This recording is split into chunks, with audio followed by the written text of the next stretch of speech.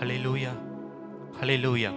எல்லாரும் அப்படியே இருக்கிற இடங்களில் கண்களை மூடி கொஞ்ச நேரம் ஆண்டவரை அப்படியே ஸ்தோத்திரங்களை செலுத்தி ஆண்டவருக்கு நல்லா நன்றிகளை செலுத்துவோம். ஆண்டவரே அப்பா, இந்த வேதாகம ஆண்டவரே வேத பாட வகுப்பிலையும் ஆண்டவரே உடைய பிரசன்னம் ஆண்டவரே அளவில்லாமல் இறங்கும்படியாக நாங்கள் ஜெபிக்கிறோம். ஆண்டவரே அப்பா, உடைய அபிஷேகத்தினால ஆண்டவரே உடைய வல்லமையினால ஆண்டவரே எங்களை நிரப்பும்படியாக நாங்கள் ஜெபிக்கிறோம். ஆண்டவரே அவியானவரே, நீர் தாமே அசைவாடுவீராக. ஆண்டவரே இந்த இடம் முழுவதிலும் ஆண்டவரே உம்முடைய அபிஷேகத்தினால ஆண்டவரே நிரப்பும்படியாக நாங்கள் ஜெபிக்கிறோம். நல்லா ஸ்தோத்திரங்களை செலுத்துவோம். ஸ்தோத்திரம் ஆண்டவரே, ஸ்தோத்திரம் ஸ்தோத்திரம் ஸ்தோத்திரம் ஸ்தோத்திரம் ஆண்டவரே. ஓ பரிசுத்தரே, உமக்கு ஸ்தோத்திரம் ஆண்டவரே. ஓ நல்லவரே, உமக்கு ஸ்தோத்திரம் ஆண்டவரே. ஓ வல்லவரே, உமக்கு ஸ்தோத்திரம் ஆண்டவரே. நித்திய பிதாவே, உமக்கு ஸ்தோத்திரம். பரிசுத்தம் உள்ளவரே, அப்பா உம்மை துதிக்கிறோம் துதிக்கிறோம் துதிக்கிறோம். பரிகாரியே, உம்மை துதிக்கிறோம் ஆண்டவரே. ஓ எங்களை விட்டு ஆண்டவரே எடுபடாத நல்ல பங்காக நீர் இருப்பதற்காக உம்மை துதிக்கிறோம் ஆண்டவரே. ஓ ஆவியானவரே, உம்மை நாங்கள் மகிமைப்படுத்துகிறோம் ஆண்டவரே. அப்பா, உம்மை நாங்கள் உயர்த்துகிறோம் உயர்த்துகிறோம் உயர்த்துகிறோம் ஆண்டவரே. ஓ பரிசுத்தரே ஆண்டவரே, உம்மை உயர்த்துகிறோம் ஆண்டவரே. ஓ எல்லா நாமத்திலும் மேலான நாமத்தை உடையவரே, உம்மை நாங்கள் துதிக்கிறோம் துதிக்கிறோம் துதிக்கிறோம் துதிக்கிறோம் துதிக்கிறோம் ஆண்டவரே. ஓ ஆண்டவரே, வானம் உமது சிங்காசனம் ஆண்டவரே, பூமி உந்தன் பாதப்படி ஆண்டவரே. அப்பா, நீர் சர்வ வல்லவர், நீர் சர்வ சிருஷ்டிகர் ஆண்டவரே. அப்பா, உம்மை நாங்கள் துதிக்கிறோம் துதிக்கிறோம் துதிக்கிறோம் ஆண்டவரே. நல்ல வாய்களை திறந்த ஆண்டவரை துதிப்போம். ஓ ஆண்டவரே, எங்கள் துதிக்கு பாத்திரரே, எங்கள் கணத்துக்கு பாத்திரரே, எங்கள் மகிமைக்கு பாத்திரரே. ஓ எங்களை வாழ வைத்தவரே, எங்களுக்கு உதவி செய்தவரே, ஓ எங்களோடு இருந்தவரே, எங்களை வழி நடத்துகிறவரே. அப்பா, உம்மை துதிக்கிறோம் துதிக்கிறோம் துதிக்கிறோம் துதிக்கிறோம். ஸ்தோத்திரம் ஸ்தோத்திரம். ஓ ஸ்தோத்திரம் ஸ்தோத்திரம் ஸ்தோத்திரம். நல்லா சத்தத்தை உயர்த்தி ஆண்டவரே உம்மை ஸ்தோத்தரிக்கிறோம் ஸ்தோத்தரிக்கிறோம் ஸ்தோத்தரிக்கிறோம் ஆண்டவரே. நல்லா அவருடைய நாமங்களை சொல்லி அவரை துதிங்க துதிங்க துதிங்க. இயேசப்பா, உங்க நாமத்தை உயர்த்துகிறோம் ஆண்டவரே. அப்பா, உம்முடைய நாமத்தை ஆண்டவரே நாங்கள் உயர்த்துகிறோம் ஆண்டவரே. ஓ துதிக்கிறோம் துதிக்கிறோம் துதிக்கிறோம். ஓ கர்த்தர் எங்களுடைய மெய்ப்பராய் இருப்பதற்காக ஓ உமக்கு ஸ்தோத்திரம் ஸ்தோத்திரம் ஸ்தோத்திரம் ஸ்தோத்திரம் ஸ்தோத்திரம்.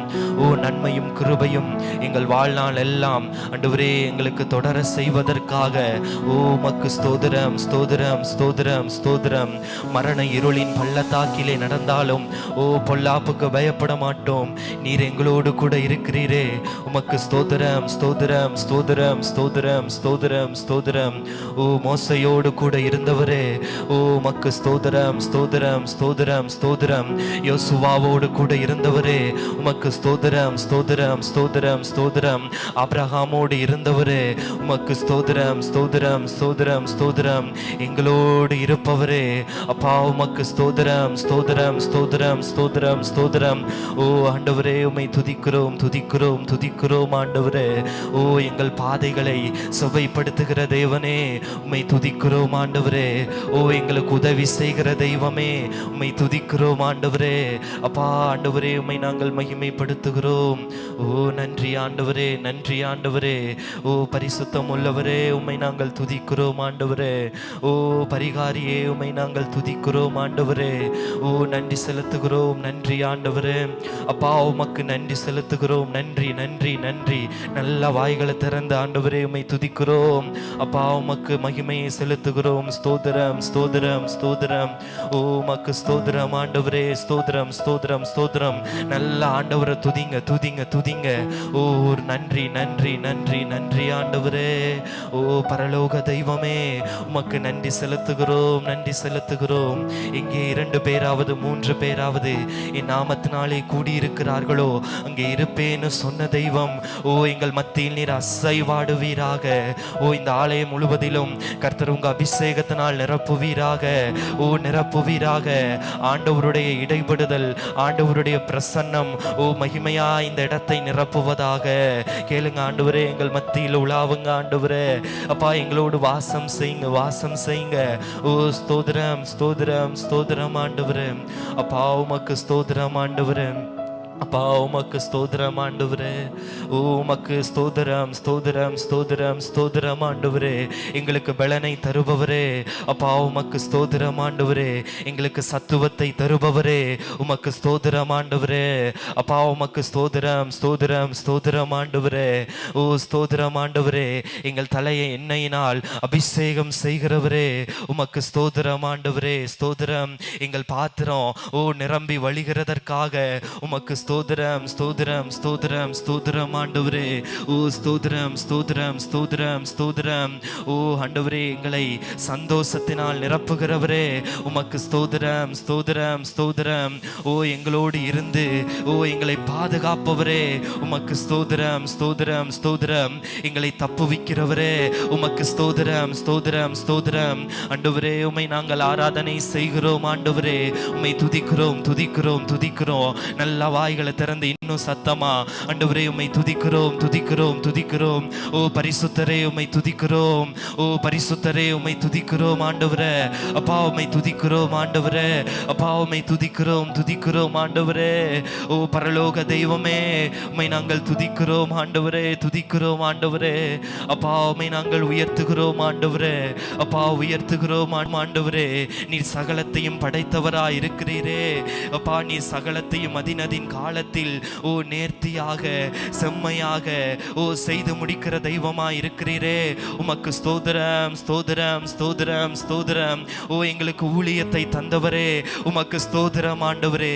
எங்களுக்கு முன்பாக கடந்து சென்றவரே, உமக்கு ஸ்தோத்திரம் ஆண்டவரே.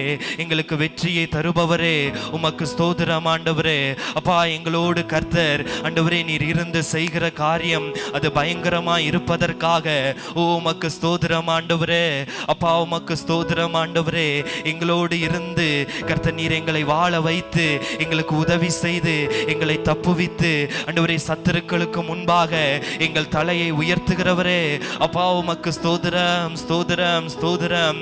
ஸ்தோத்திரம் ஸ்தோத்திரம். நல்லா துதிங்க.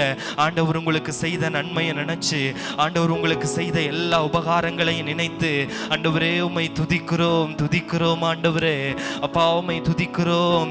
என் ஆத்துமாவே நீ கர்த்தரையே ஸ்தோத்திரி, என் முழு உள்ளமே அவருடைய நாமத்தை ஸ்தோத்திரி. என் ஆத்துமாவே கர்த்தரையே ஸ்தோத்திரி, அவர் செய்த சகல உபகாரங்களையும் மறவாதே மறவாதே. நல்லா ஸ்தோத்திரம் செலுத்துங்க ஆண்டவரே. ஸ்தோத்திரம் ஸ்தோத்திரம் ஸ்தோத்திரம் ஸ்தோத்திரம். ஸ்தோத்திரம் செல்லும் பொழுது இந்த இடத்துல ஆண்டவருடைய பிரசன்னம் மகிமையா இறங்கி கொண்டிருக்குது.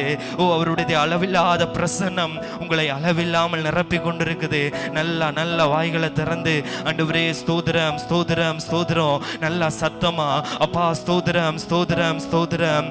ஸ்தோத்திரம் ஆண்டவரே ஸ்தோத்திரம் ஆண்டவரே. ஸ்தோத்திரம் ஆண்டவரே ஸ்தோத்திரம் ஆண்டவரே. முற்றிலும் அழகானவரே, அப்பா உம்மை ஸ்தோத்தரிக்கிறோம். அப்பா உம்மை ஸ்தோத்தரிக்கிறோம் ஆண்டவரே.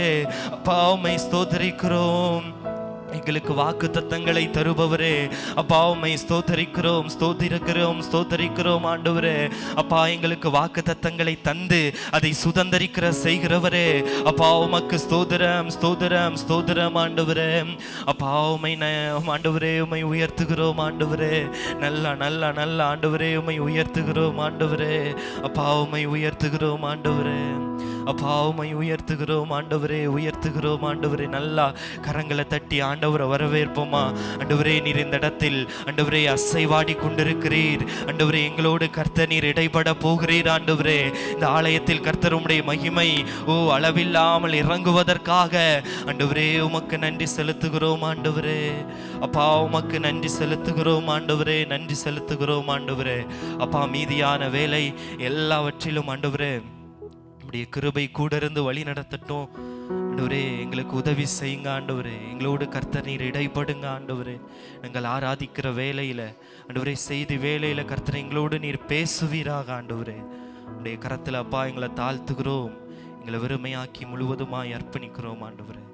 இயேசு கிறிஸ்துவின் நாமத்தினாலே ஜெபிக்கிறோம் பிதாவே, ஆமென். அல்லேலூயா. சில பாடல்களை பாடி ஆண்டவர் நாமத்தை மகிமைப்படுத்துவோம். என்னை அழைத்தவரே தினம் நடத்துவீரே, உங்க கரம் இருக்க பயம் இல்லையே என்ற பாடலை நல்லா கைகளை தட்டி உற்சாகமாய் படித்து ஆண்டவர் நாமத்தை மகிமைப்படுத்துவோம்.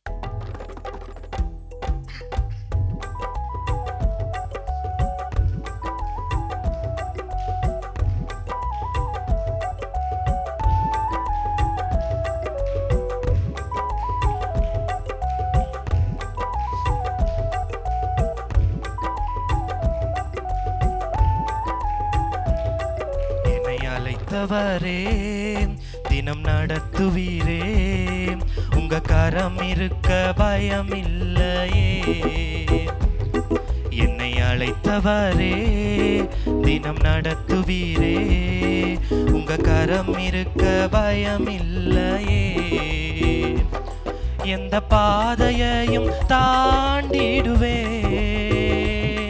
எந்த சூழ்நிலையும் மேற்கொள்ளுவேன். எந்த பாதையையும் தாண்டிடுவேன், எந்த சூழ்நிலையும் மேற்கொள்ளுவேன். உங்க கரம் இருக்க பயமில்லையே, உங்க கரம் இருக்க பயமில்லையே. உங்க கரம் இருக்க பயமில்லையே, உங்க கரம் இருக்க பயமில்லையே. சொல்லுவேன், அழைத்தவரே என்னை அழைத்தவரே தினம் நடத்துவீரே, உங்க கரம் இருக்க பயமில்லையே.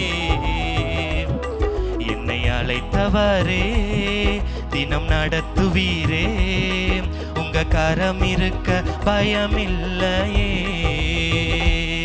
எந்த பாதையையும் தாண்டிடுவேன், எந்த சூழ்நிலையும் மேற்கொள்ளுவேன். சொல்லுவேன், இந்த பாதையையும் தாண்டிடுவேன், எந்த சூழ்நிலையும் மேற்கொள்ளுவேன். உங்க கரம் இருக்க பயமில்லையே, உங்க கரம் இருக்க பயமில்லையே. உங்க கரம் இருக்க பயமில்லையே, உங்க கரம் இருக்க பயமில்லையே. நல்ல கைகளை தட்டி உற்சாகமாய் ஆண்டவரை நல்லா கருவிலே என்னை கண்டவரே ஓ என்று சொல்லி நல்லா உணர்ந்து பாடுவோம். பெயர் சொல்லி என்னை அழைத்தவரே, நன்மைகள் எனக்காய் செய்பவரே, ஆண்டவரே உம்மை நாங்கள் ஆராதனை செய்கிறோம். ஆண்டவர் நம்மை கருவில் இருக்கும் போதே நம்மளை கண்ட தெய்வம், நம்மை அழைத்த தேவன் இன்றைக்கும் உண்மையுள்ளவராக இருக்கிறார். நல்லா கரங்களை தட்டி உற்சாகமாய் நல்லா சத்தத்தை உயர்த்தி இந்த பாடலை பாடுவோம். என்னை அழைத்தவரே தினம் நடத்துவீரே, உங்க கரம் இருக்க பயமில்லையே.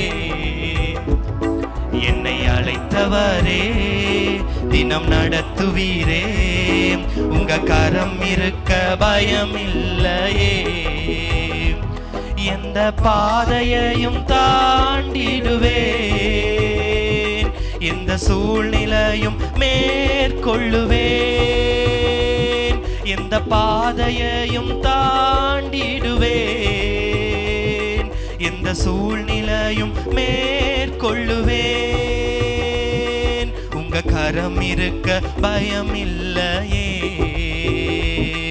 உங்க கரம் இருக்க பயமில்லையே. நல்ல கைகளை தட்டி உங்க கரம் இருக்க பயமில்லையே, உங்க கரம் இருக்க பயமில்லையே. நல்ல கைகளை தட்டி கருவிலே என்னை கண்டவரே, பெயர் சொல்லி என்னை அழைத்தவரே, நன்மைகள் எனக்காய் செய்பவரே, வலுவாமல் என்னை காத்தவரே என்று சொல்லி நல்லா உண்மையா ஆண்டவர் நல்லா கைகளை தட்டி உணர்ந்து பாடும்.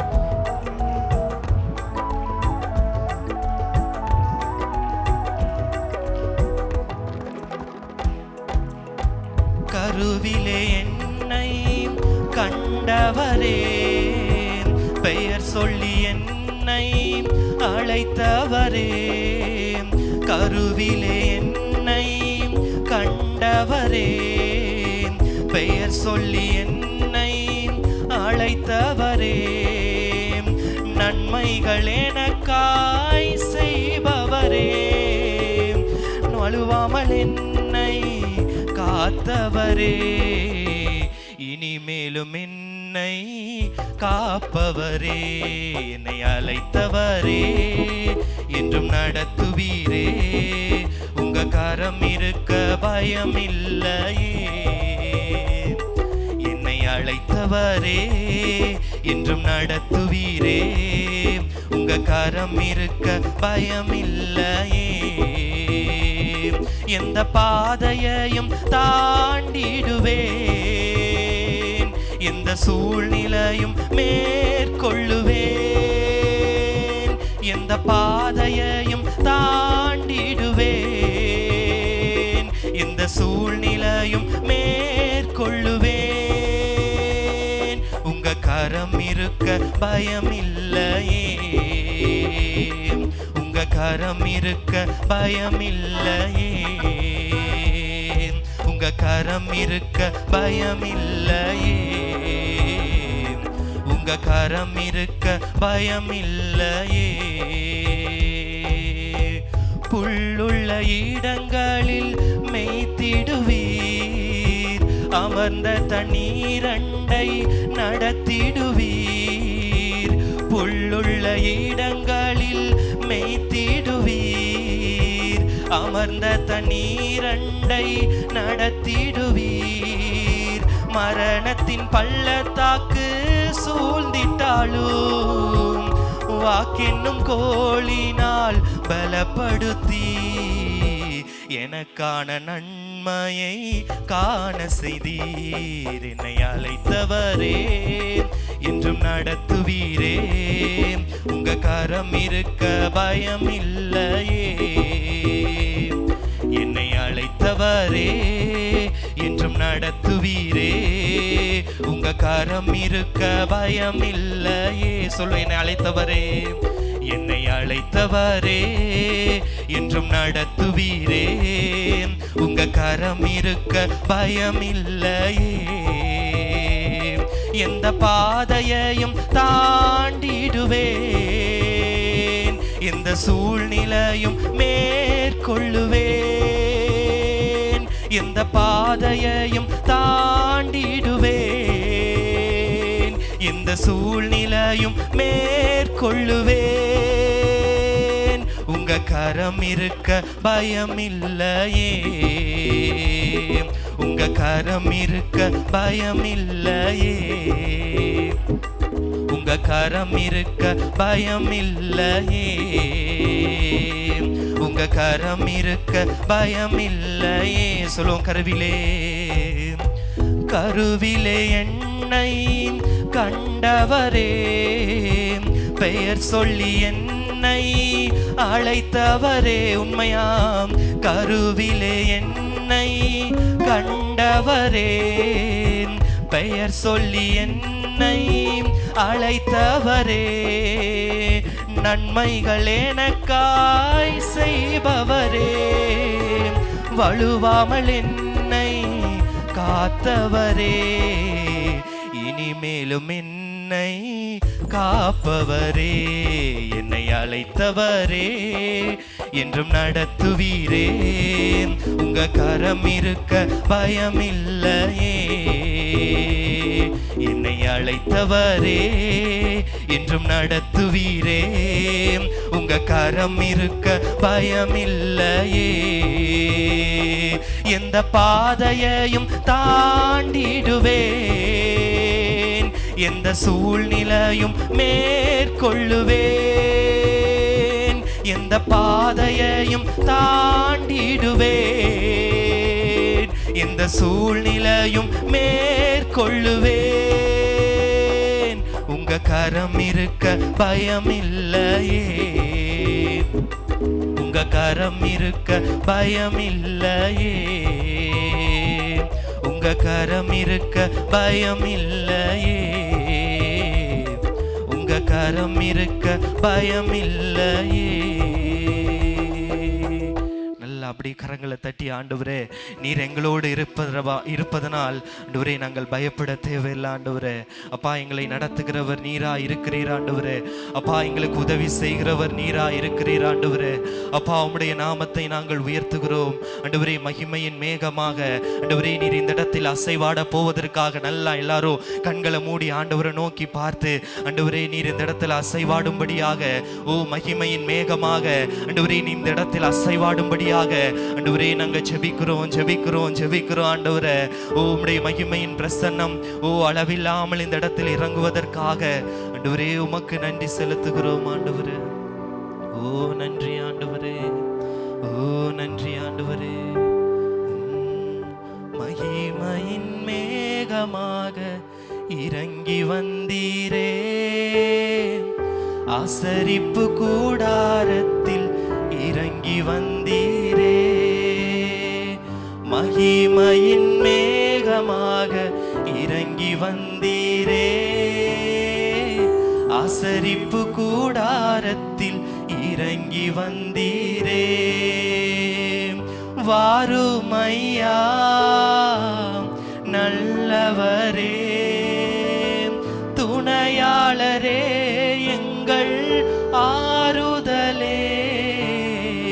வாருமையா நல்லவரே, துணையாளரே, எங்கள் ஆறுதலே. மகிமையின் மேகமாக இறங்கி வந்தீரே, ஆசரிப்பு கூடாரத்தில் இறங்கி வந்தீரே. மகிமையின் மேகமாக இறங்கி வந்தீரே, ஆசரிப்பு கூடாரத்தில் இறங்கி வந்தீரே. சொல்லுவோம், வாருமையா நல்லவரே, துணையாளரே, எங்கள் ஆறுதலே.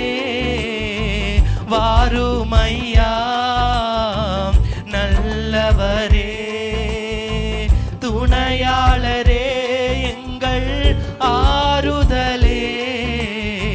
மகிமையின் மேகமாக இறங்கி வந்தீரே, ஆசரிப்பு கூடாரத்தில் இறங்கி வந்தீரே.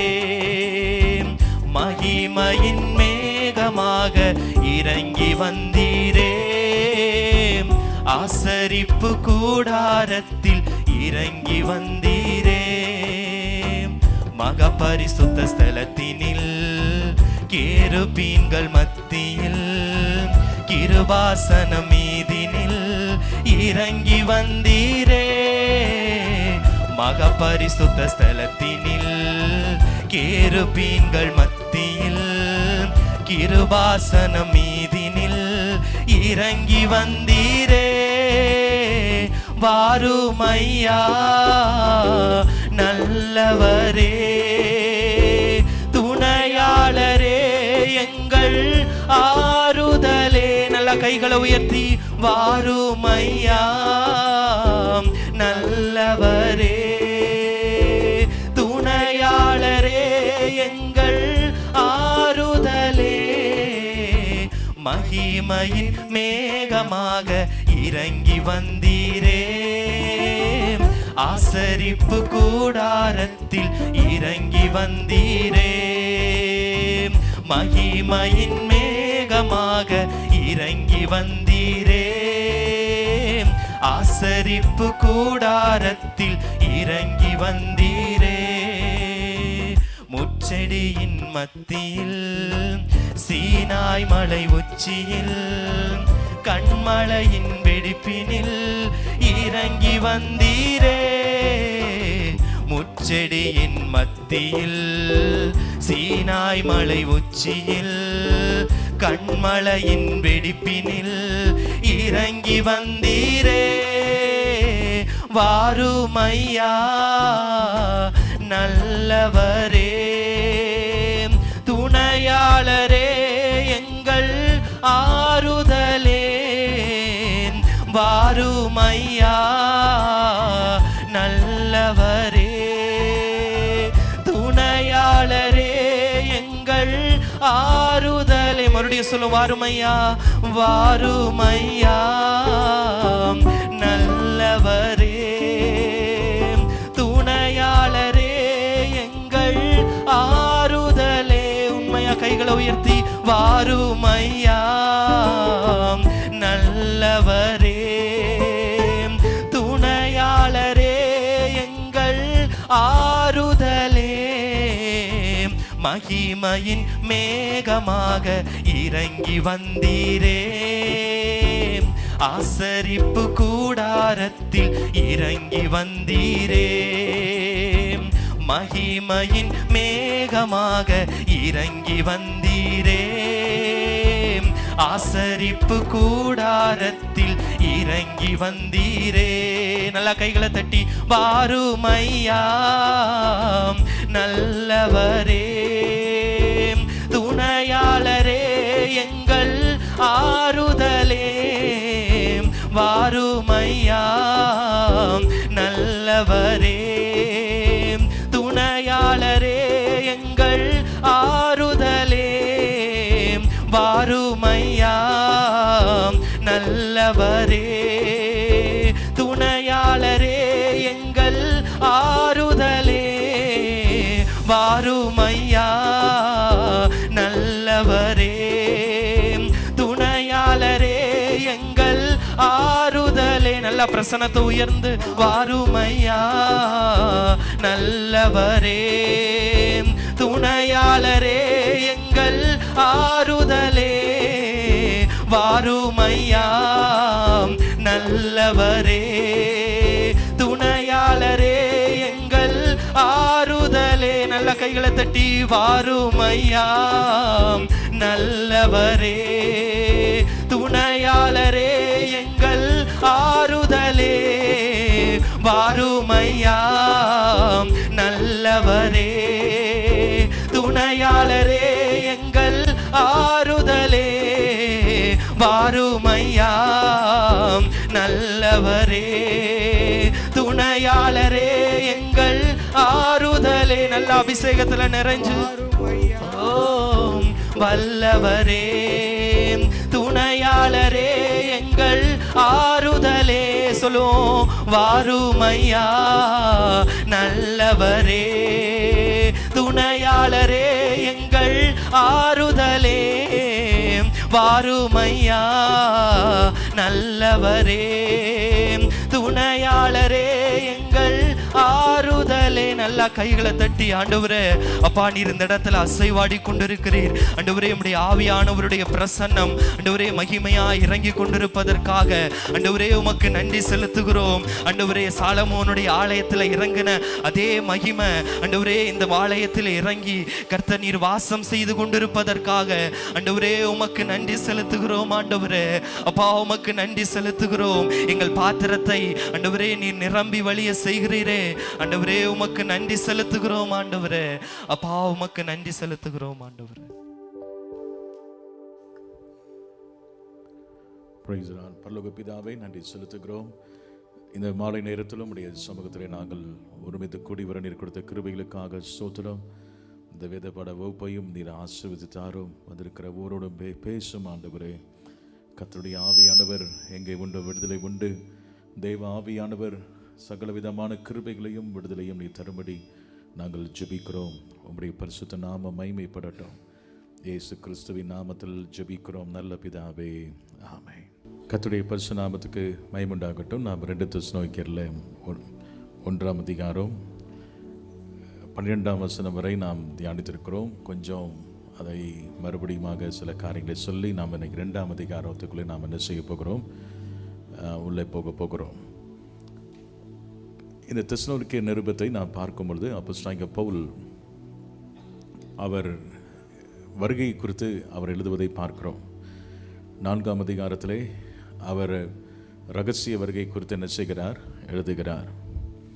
இந்த 2ஆம் அதிகாரத்திலும் நாம் பார்க்கும் பொழுது இதில் பகிரங்க வருகை குறித்தும் அவர் பேசியிருக்கிறார். அங்கே வேத வசனத்தில் நீங்கள் பார்க்கும் பொழுது கர்த்தராகிய இயேசு தமது வல்லமையின் தூதரோடு ஜுவாலித்திருக்கிற அக்னியோடும் வானத்திலிருந்து வெளிப்படும் பொழுது என்ன செய்யும், அப்படி ஆகும் என்று சொல்லப்பட்டிருக்கிறது. இது அவருடைய பகிரங்க வருகை. ஆண்டவராகிய இயேசு அவர் வல்லமையின் தூதரோடு என்ன செய்வார், வருவார். ஜுவாலித்து எரிகிற அக்னியோடு வருவார்னு சொல்லும் பொழுது அந்த அந்தி கிறிஸ்துவின் ஆட்சி நடந்து கொண்டிருக்கும் அந்த நாட்களிலே, அந்த முடிவிலே 7 வருட முடிவிலே அவர் வல்லமையோடு இறங்கி வருவதை நாம் பார்க்கிறோம். எதுக்கு வல்லமையோடு இறங்கி வருகிறார் என்றால், அந்த அந்தி கிறிஸ்துவின் ஆட்சிகளை ஆண்டவர் அழித்து அதற்கு பிறகு 1000 வருட அரசாட்சி என்ன செய்யும், என்றென்றைக்கும் ஆண்டவர் அங்கே ஆட்சி செய்வார். அவர் எருசலேமிலே அவர் ஆளுகை செய்வார். இந்த பூமி அனைத்தையும் அவர் ஆளுகை செய்வார். அங்கே எடுத்துக்கொள்ளப்பட்ட பரிசுத்தவான்களும் அவரோடு கூட சேர்ந்து என்ன செய்வார்கள்? ஆளுகை செய்வார்கள் என்பதை நாம் விசுவாசிக்கிறோம். எனவே இங்கே அப்போஸ்தலனாகிய பவுல் இந்த 12ஆம் வசனத்தில் என்ன சொல்கிறார் என்றால், எப்பொழுதும் உங்களுக்காக வேண்டிக் கொள்கிறோம் என்று சொல்லுகிறார். பவுல், சில்வான் மற்றும் தீமோத்தேயு இந்த 3 பேரும் ஒரு நல்ல ஊழியத்தை பொறுப்படுத்தி செய்கிறார்கள். மூவருக்குள்ளும் அந்த சபை குறித்து ஒரு பெரிய கரிசனை இருந்தது.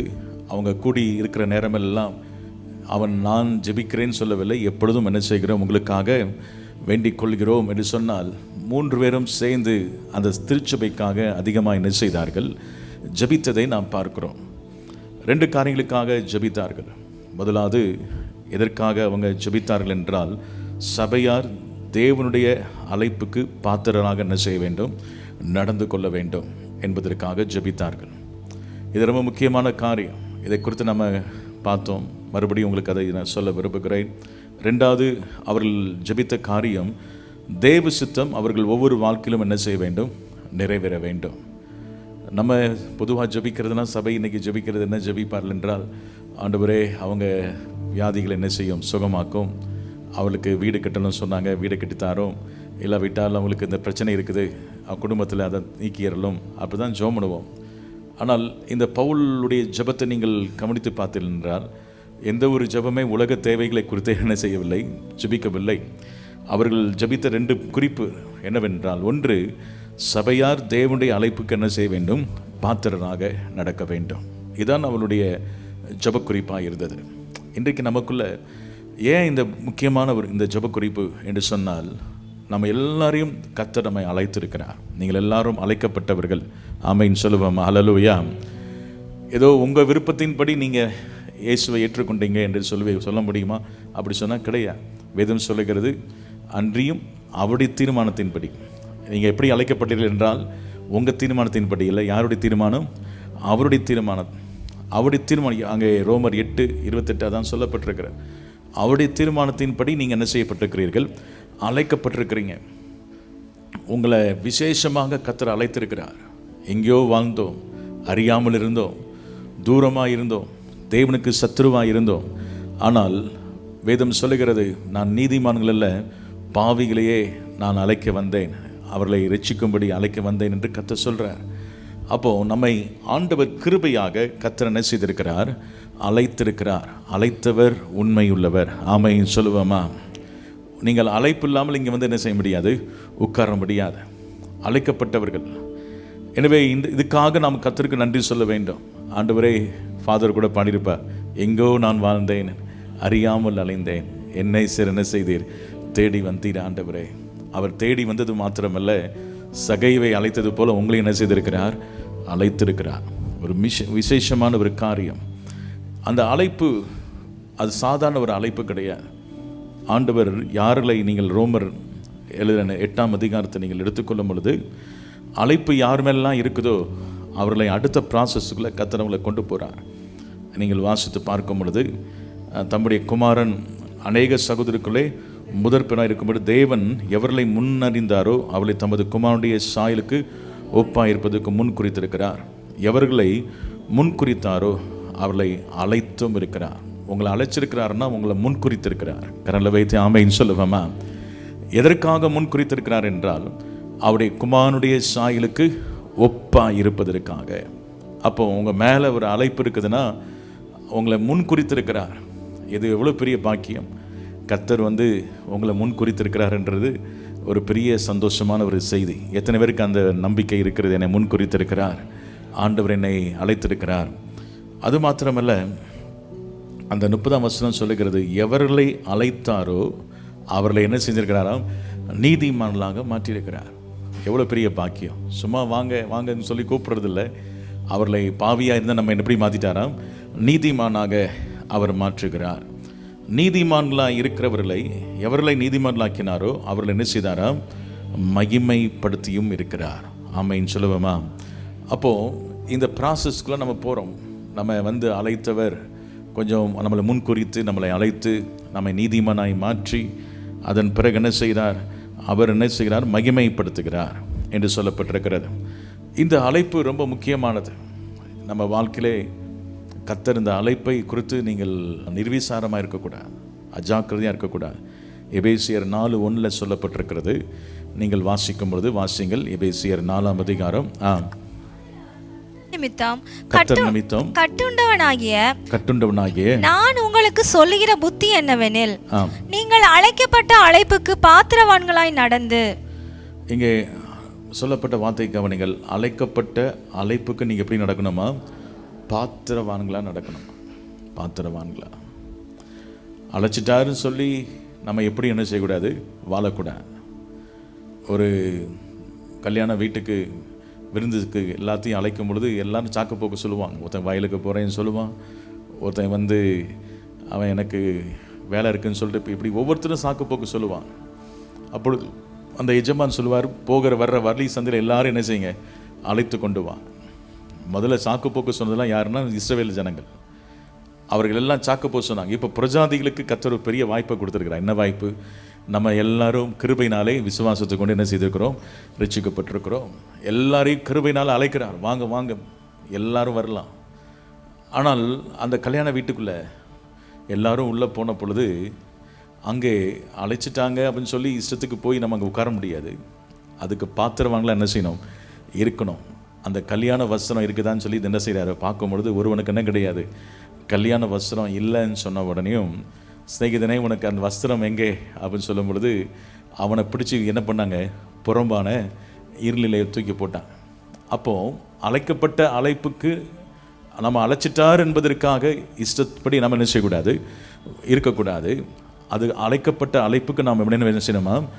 பாத்திரவான்களாக நடக்க வேண்டும். ஏனென்றால் 1 தெசலோனிக்கர் 4:7 அதான் சொல்லப்பட்டிருக்கிறது. நம்ம எதற்காக அழைத்திருக்கிறார் என்றால், தேவன் நம்மை அசுத்தத்திற்கல்ல பரிசுத்தத்திற்கே அழைத்து இருக்கிறார். அவர் நம்மை பரிசுத்தத்துக்காக அழைத்திருக்கிறார். அவர் சொல்கிறார், நான் பரிசுத்தர், நீங்களும் என்ன செய்யுங்கள்? பரிசுத்தராயிருங்கள். அப்போ தேவன் நம்மை அழைத்த அழைப்புக்கு என்ன அழைப்பு நம்ம மேலே இருக்கிறது என்பது முக்கியம். ஒவ்வொருவருக்கும் இந்த அழைப்பு இருக்கிறது. ஆனால் பரிசுத்தத்துக்குன்னு நம்ம என்ன செய்திருக்கிறார்? அழைத்திருக்கிறார். அப்போது அந்த அழைப்பில் நம்ம நிலைநிற்பதற்கு அதை நாம் வாஞ்சிக்க வேண்டும். அழைத்த தேவனை உமக்கு பாத்திரனாக நடப்பதற்கு என்ன செய்யும்? கிருபை தாரும் ஆண்டவரே என்று சொல்லி ஜெபிக்கணும். ஏன் பவுல் ஜெபிக்கிறார்னா, இது கிறிஸ்தவ வாழ்க்கை என்பது எதுவுமே சொந்த முயற்சியிலே செய்கிறது அல்ல, கிருபையினாலே ஆண்டவருடைய உதவினாலே நாம் வாழுகிற வாழ்க்கை. கரங்களை வைத்து ஆமைன்னு சொல்லுவோமா? ஏனென்றால் அவருடைய நினைவில் நீங்கள் இருந்தீர்கள். எனவே அவர் உங்களை முன்குறித்தார், உங்களை அழைத்தார், உங்களை தெரிந்து கொண்டார்.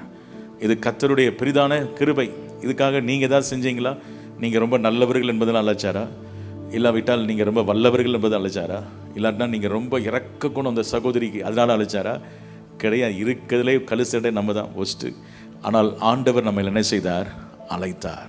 ஆமைன்னு சொல்லுவோம். ஹல்லேலூயா.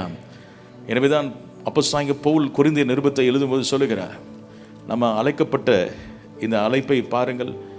அவர்கள் எப்படி அழைப்பை அங்கே 1 கொரிந்தியர் 1ஆம் அதிகாரம் 26ஆம் வசனம், எப்படி சகோதரி நீங்கள் அழைக்கப்பட்ட அழைப்பை பாருங்கள் அப்படின்னு சொல்கிறார். நீங்கள் மாம்சத்தின்படி என்ன கிடையாது? ஞானிகள் இல்லை, வல்லவர்கள் அநேகர் இல்லை, பிரபுக்கள் அநேகர் இல்லை. ஞானிகளை வெட்கப்படுத்தும்படி தேவன் உலகத்தில் பைத்தியமானவைகளை தெரிந்து கொண்டார், பலமுள்ளவைகளை வெட்கப்படுத்தும்படி தேவன் உலகத்திலே பலவீனமானவைகளை என்ன செய்தார்? தெரிந்து கொண்டார். அப்போ நம்ம அழைப்பு, நம்ம ரொம்ப நல்லவர்கள், வல்லவர்கள், ஞானிகள் அப்படின்னு அழைக்கல. நம்ம ஒன்றுமே, நமக்கு எல்லாவற்றிலும் நமக்கு குறைவுள்ளவர்கள் தான். ஆனால் கிருபையாக கர்த்தர் நம்ம என்ன செய்தார்? அழைத்தார். உள்ளவைகளை அவமாக்கும்படி உலகத்தில் இழிவானவைகளையும் அற்பமாக எண்ணப்பட்டவைகளையும் இல்லாதவைகளையும் தேவன் என்ன செய்தாரா? நம்ம இருக்கிறதுலே லீஸ்டாக இருந்தோம், அற்பமாக எண்ணப்பட்டோம், நம்மளை கர்த்தர் கிருபையாக என்ன செஞ்சார்? அழைத்தார். கரங்களை வைத்து ஆமைன்னு சொல்லுவாமா? அதனால கர்த்தருக்கு எப்பவுமே நாம் நன்றிவெல்லாம் இருக்கணும். அவர் அழைக்கப்பட்ட அந்த அழைப்பு ஒரு நாள் நீங்கள் போய் பார்க்கும்பொழுது தான் தெரியும்.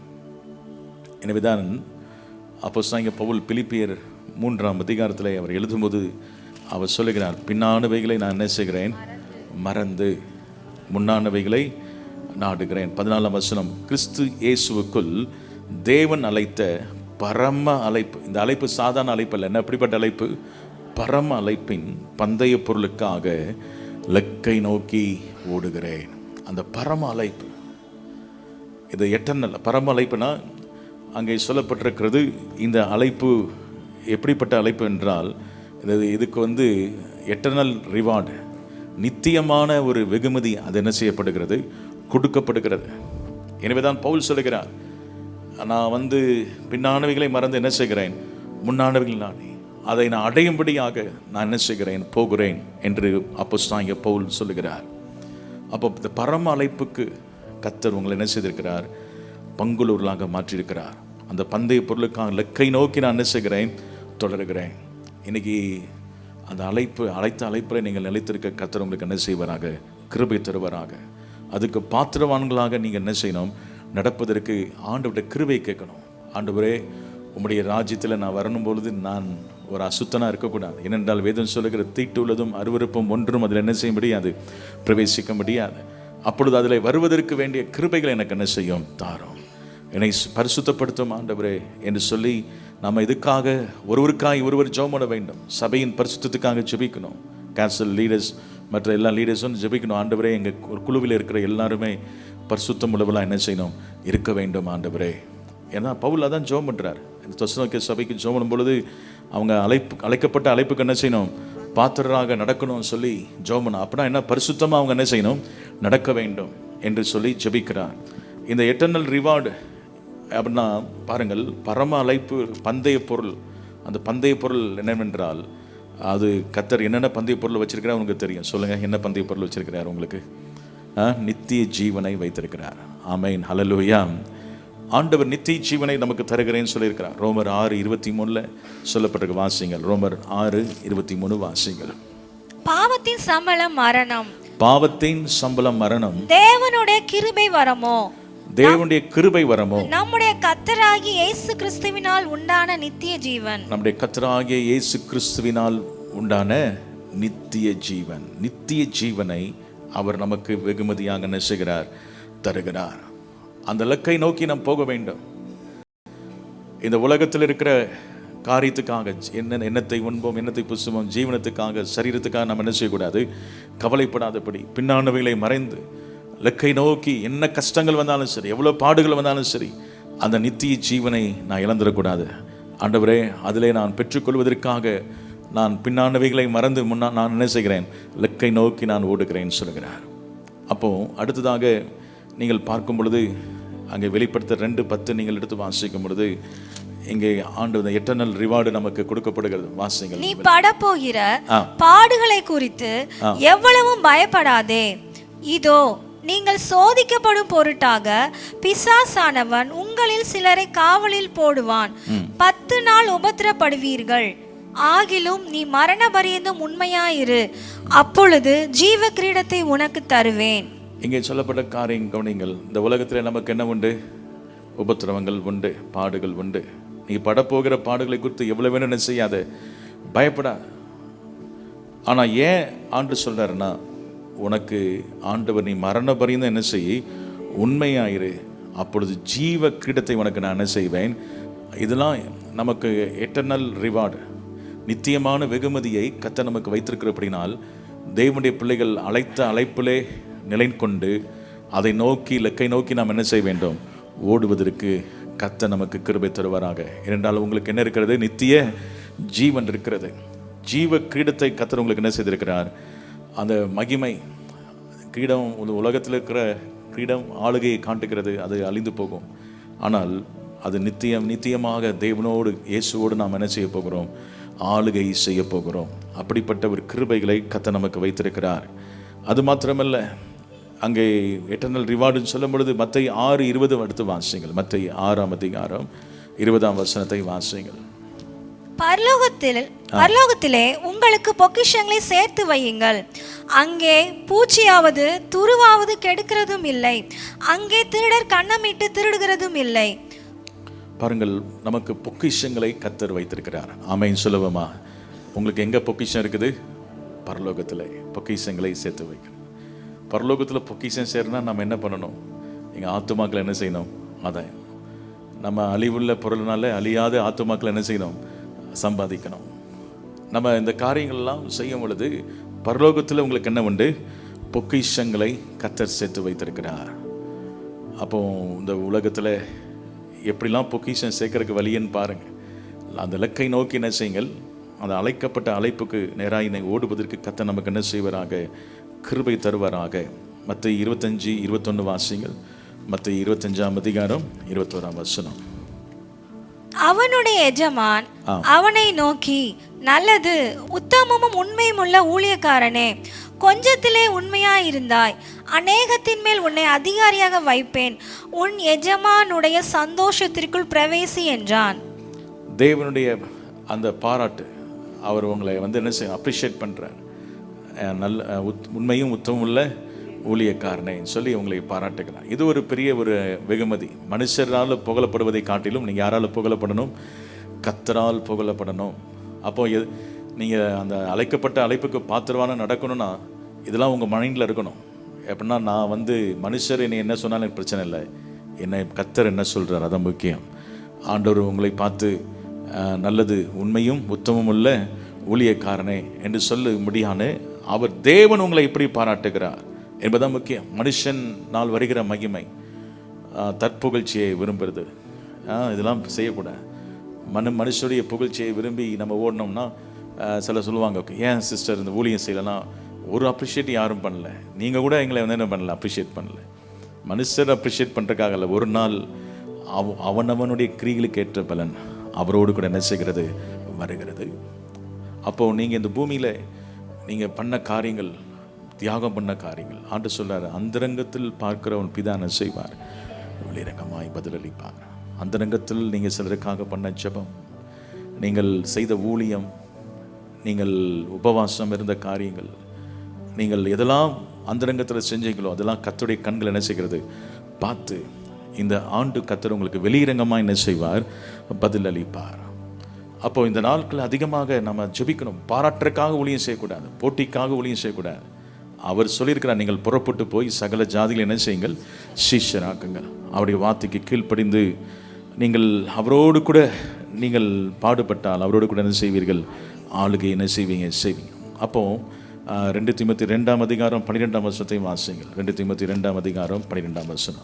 அவரோட கூட பாடுகளை சகித்தோமானால் அவரோட கூட ஆளுகையும் செய்வோம், நாம் அவரை மறுதலித்தால் அவரும் நம்மை மறுதலிப்பார். அப்போ இந்த அழைக்கப்பட்ட அழைப்புல நிலை நிற்கணும்னா பாடுகள் உண்டு. அந்த பாடுகளில் நம்ம இருந்துட்டோம்னா அதில் நிலை கொள்வோம் என்றால் அவரோடு கூட நாம் என்ன செய்வோம்? ஆளுகை செய்வோம். அப்போ பவுல் அங்கே ஜெபிக்கிறார், ஆண்டவரே, இந்த தெசலோனிக்கே சபை அவர்கள் அழைக்கப்பட்ட அழைப்பில் என்ன செய்யணும்? பாத்திரராக இருக்கணும். அவர்கள் சீஷர்களை கர்த்தர் அழைத்தார், என்னை பின்பற்றி வார்கள், உங்களை நான் என்ன செய்வேன்? மனுஷரை பிடிக்கிறவளாய் மாற்றுவேன். அப்போது 1 கொரிந்தியர் 1:9 சொல்லப்பட்டிருக்கிறது, ஆண்டவராய் இயேசுவோடு நாம் ஐக்கியமாக இருக்கும்படி நாம் என்ன செய்யப்பட்டிருக்கிறோம்? அழைக்கப்பட்டிருக்கிறோம். இந்த அழைக்கப்பட்டவர்களுக்கு கர்த்தர் மேன்மையை வைத்திருக்கிறார். அதான் சொன்னேன், அவளுக்கு நித்தியமான ஒரு ரிவார்டை கர்த்தர் நினைச்சிருக்கிறார், வைத்திருக்கிறார். எனவே அந்த அழைப்பிலே என்ன அழைப்பு உங்கள் மேலே இருக்குது கண்டுபிடித்து அந்த அழைப்பிலே நிலைநிற்பதற்கு கர்த்தர் உங்களுக்கு என்ன செய்வாராக? கிருபை தருவராக. வாசிங்கள் 1 கொரிந்தியர் 7:17 நீங்கள் வாசிக்கும் பொழுது வாசிங்கள். 1 கொரிந்தியர் 7:17. தேவன் அவன் அவனுக்கு பகிர்ந்தது எப்படியோ, கர்த்தர் அவன் அவனை அழைத்தது எப்படியோ, அப்படியே அவன் அவன் நடக்க கடவன். இதுல பொதுவான அழைப்பும் இருக்குது. 2 ஆண்டவர் விசேஷமான காரியத்துக்காக உங்களை அழைத்திருப்பார். சிலரை அப்போஸ்தலர் அழைத்திருப்பார், சிலர் தீர்க்கதரிசிகள். பொதுவான அழைப்பு தான் இவ்வளவு நேரம் பேசியிருந்தோம். எல்லாரையும் பரிசுத்தத்துக்கு என்ன செஞ்சிருக்கிறார்? அழைத்திருக்கிறார். குமாரனாகிய இயேசுவோடு ஐக்கியப்படுவதற்கு அழைத்திருக்கிறார். இது பொதுவான அழைப்பு. ஆனால் ரொம்ப ஸ்பெசிஃபிக்காக கர்த்தர் சிலரை இதற்காக அழைத்திருப்பார். ஆண்டு சொல்றாரு, பிரஜாதிகளுக்கு அப்போஸ்தலனாக இருக்கும்படி யார் அழைத்தார்? பவுலை அழைத்தார். யூதருக்கு அப்போஸ்தலனாக இருக்கும்படி யார் அழைத்தார்? பேதுருவை. அப்போ ஆண்டு ஒவ்வொருவருக்கும் வித்தியாசமான அழைப்பு. சிலரை தீர்க்கதரிசிகளாக கர்த்தர் செய்தார், அழைத்தார். சிலரை ஆண்டவர் சுவிசேஷகனாக, பிலிப்பு என்பவன் யாரு? சுவிசேஷகன், சுவிசேஷ ஊழியத்துக்கு அழைத்தார். அப்போ எந்தெந்த அழைப்பு உங்கள் மேலே இருக்குதோ அந்த அழைப்பிலே நீங்கள் என்ன செய்யணும்? நிலை நிற்பதற்கு கர்த்தர் உங்களுக்கு என்ன செய்வார்? கிருபைகளை ஆண்டவர் கொடுப்பாராக. நான் வந்து சிலர் சொல்லுவாங்க, சுவிசேஷ ஊழியத்துக்கு அழைக்கப்பட்டவர்கள் இப்போ சபையெல்லாம் என்ன செய்வாங்க, ஆரம்பிச்சிடுவாங்க. அவங்க அதில் ரொம்ப நாள் என்ன செய்ய முடியாது, அவங்களால தாக்கு பிடிக்க முடியாது. சிலர் வந்து அவர்கள் சுவிசேஷ ஊழியனா அந்த ஊழியத்தில் நிற்கணும், போதகர்னா போதகர் அந்த ஊழியத்தில் என்ன செய்யணும், இருக்கணும். ஒவ்வொருடைய மேய்ப்பர்களுடைய ஊழியம் அது அவர்கள் சபையை மந்தை என்ன செய்வது, காப்பது. இப்படிப்பட்ட ஒவ்வொருவருக்கும் கர்த்தர் பிரத்யேகமாக அப்போஸ்தலருக்கு ஆண்டவர் வித்தியாசமான ஊழியங்களை வைத்திருக்கிறார். அவர்களுக்குள்ள எல்லா ஊழியங்களும் எல்லா வரங்களும் என்ன செய்யும், கிரியை செயல்படும். அவர்களுடைய முக்கியமான ஊழியமே அநேக ஊழியர்களை உருவாக்குவதும் புது ஊழியங்களை என்ன செய்வது, ஆரம்பிப்பது தான் யாருடைய பொறுப்பு, அப்போஸ்தலருடைய ஊழியம். ஒவ்வொருவருக்கும் வித்தியாசமான அழைப்புகளை கர்த்தர் கொடுத்திருக்கிறார். அந்த அழைப்பிலே நாம் கடைசி வரை நாம் உறுதியாக இருப்பதற்கு நாம் ஜெபம் பண்ண வேண்டும். ரெண்டாவது, பவுல் ஜெபிக்கிற காரியம் தேவ சித்தம். சபையார் என்ன செய்யணும், தேவ சித்தம் அவள் வாழ்க்கை ஒவ்வொரு வாழ்க்கையில் என்ன செய்யணும், நிறைவேறும். ஏன் இதுக்காக ஜெபிக்கிறாருன்னா, இன்னைக்கு உள்ள திருச்சபை இந்த தேவ சித்தம்ன்ற வார்த்தையை மறந்துட்டாங்க. தேவ சித்தம் என்பதை வார்த்தையை என்ன செஞ்சுட்டாங்க, மறந்துட்டாங்க. நம்ம வாழ்க்கையில தெய்வ சித்தம் நடக்கணுமா? எத்தனை பேர் தெய்வ சித்தம் நடக்கணும்னு சொல்லி விரும்புகிறீங்க? நம்ம பரலோக ராஜ்யத்துக்குள்ளே பிரவேசிக்கணும்னா அங்கே வேதம் சொல்லுகிறது, என்ன நோக்கி கத்தாவே கத்தாவே சொல்கிறோம், என்ன செய்ய மாட்டான், பிரவேசிக்க மாட்டான். மத்தேயு 7ஆம் அதிகாரம் 21 வாசிங்கள். பரலோகத்தில் இருக்கிற என் பிதாவின் சித்தத்தின்படி செய்கிறவனே பரலோக ராஜ்யத்தில் பிரவேசிப்பானே அல்லாமல் என்னை நோக்கி கத்தாவே கத்தாவே என்று சொல்லுகிறவன் அதில் பிரவேசிப்பதில்லை. கவனிங்கள், நம்ம அதிகமாக ஜெபிக்க வேண்டிய காரியம், ஆண்டவரை உம்முடைய சித்தம் என் வாழ்வில் என்ன செய்யட்டும், நிறைவேறட்டும். பரலோகத்தில் இருக்கிற உம்முடைய சித்தம் என்னுடைய வாழ்க்கையை பரிபூர்ணமாக என்ன செய்யணும், நிறைவேறணும். ஆண்டவரே, தேவ சித்தம் செய்யாமல் பரலோக ராஜ்யத்துக்குள்ள நம்ம என்ன செய்ய முடியாது, பிரவேசிக்க முடியாது. பொதுவான தெய்வ சித்தம், நம்ம பரிசுத்தமாக இருக்க வேண்டியது தெய்வ சித்தம், எல்லாவற்றுக்காகவும் ஸ்தோத்திரம் பண்ணுவது தெய்வ சித்தம். இப்படி பொதுவான தெய்வ சித்தங்கள் இருக்கிறது. அதாவது அறிந்த தெய்வ சித்தம், அறியாத தெய்வ சித்தம், ரெண்டு இருக்குது. அறிந்த தெய்வ சித்தம், இதெல்லாம் நம்ம பரிசுத்தமாக இருக்கணும், எல்லாவற்றுக்காக என்ன செய்யணும், ஸ்தோத்திரம் பண்ணணும், எல்லா மனிதரும் ரட்சிக்கப்பட வேண்டும் என்பது தேவனுடைய சித்தமாக இருக்கிறது. நன்மை செய்யும் பாடு அனுப்பிப்பதும் தேவனுடைய சித்தம். நம்ம நன்மை செய்து பாடு அனுப்புவது தெய்வ சித்தமாக இருக்குது. இதெல்லாம் அறிந்த தெய்வ சித்தம். நமக்கு அறியாத தெய்வ சித்தத்தை எப்படி கண்டுபிடிக்கிறதுனா, தெய்வ சமூகத்தை போய் ஜெபம் பண்ணும் பொழுது கர்த்தர்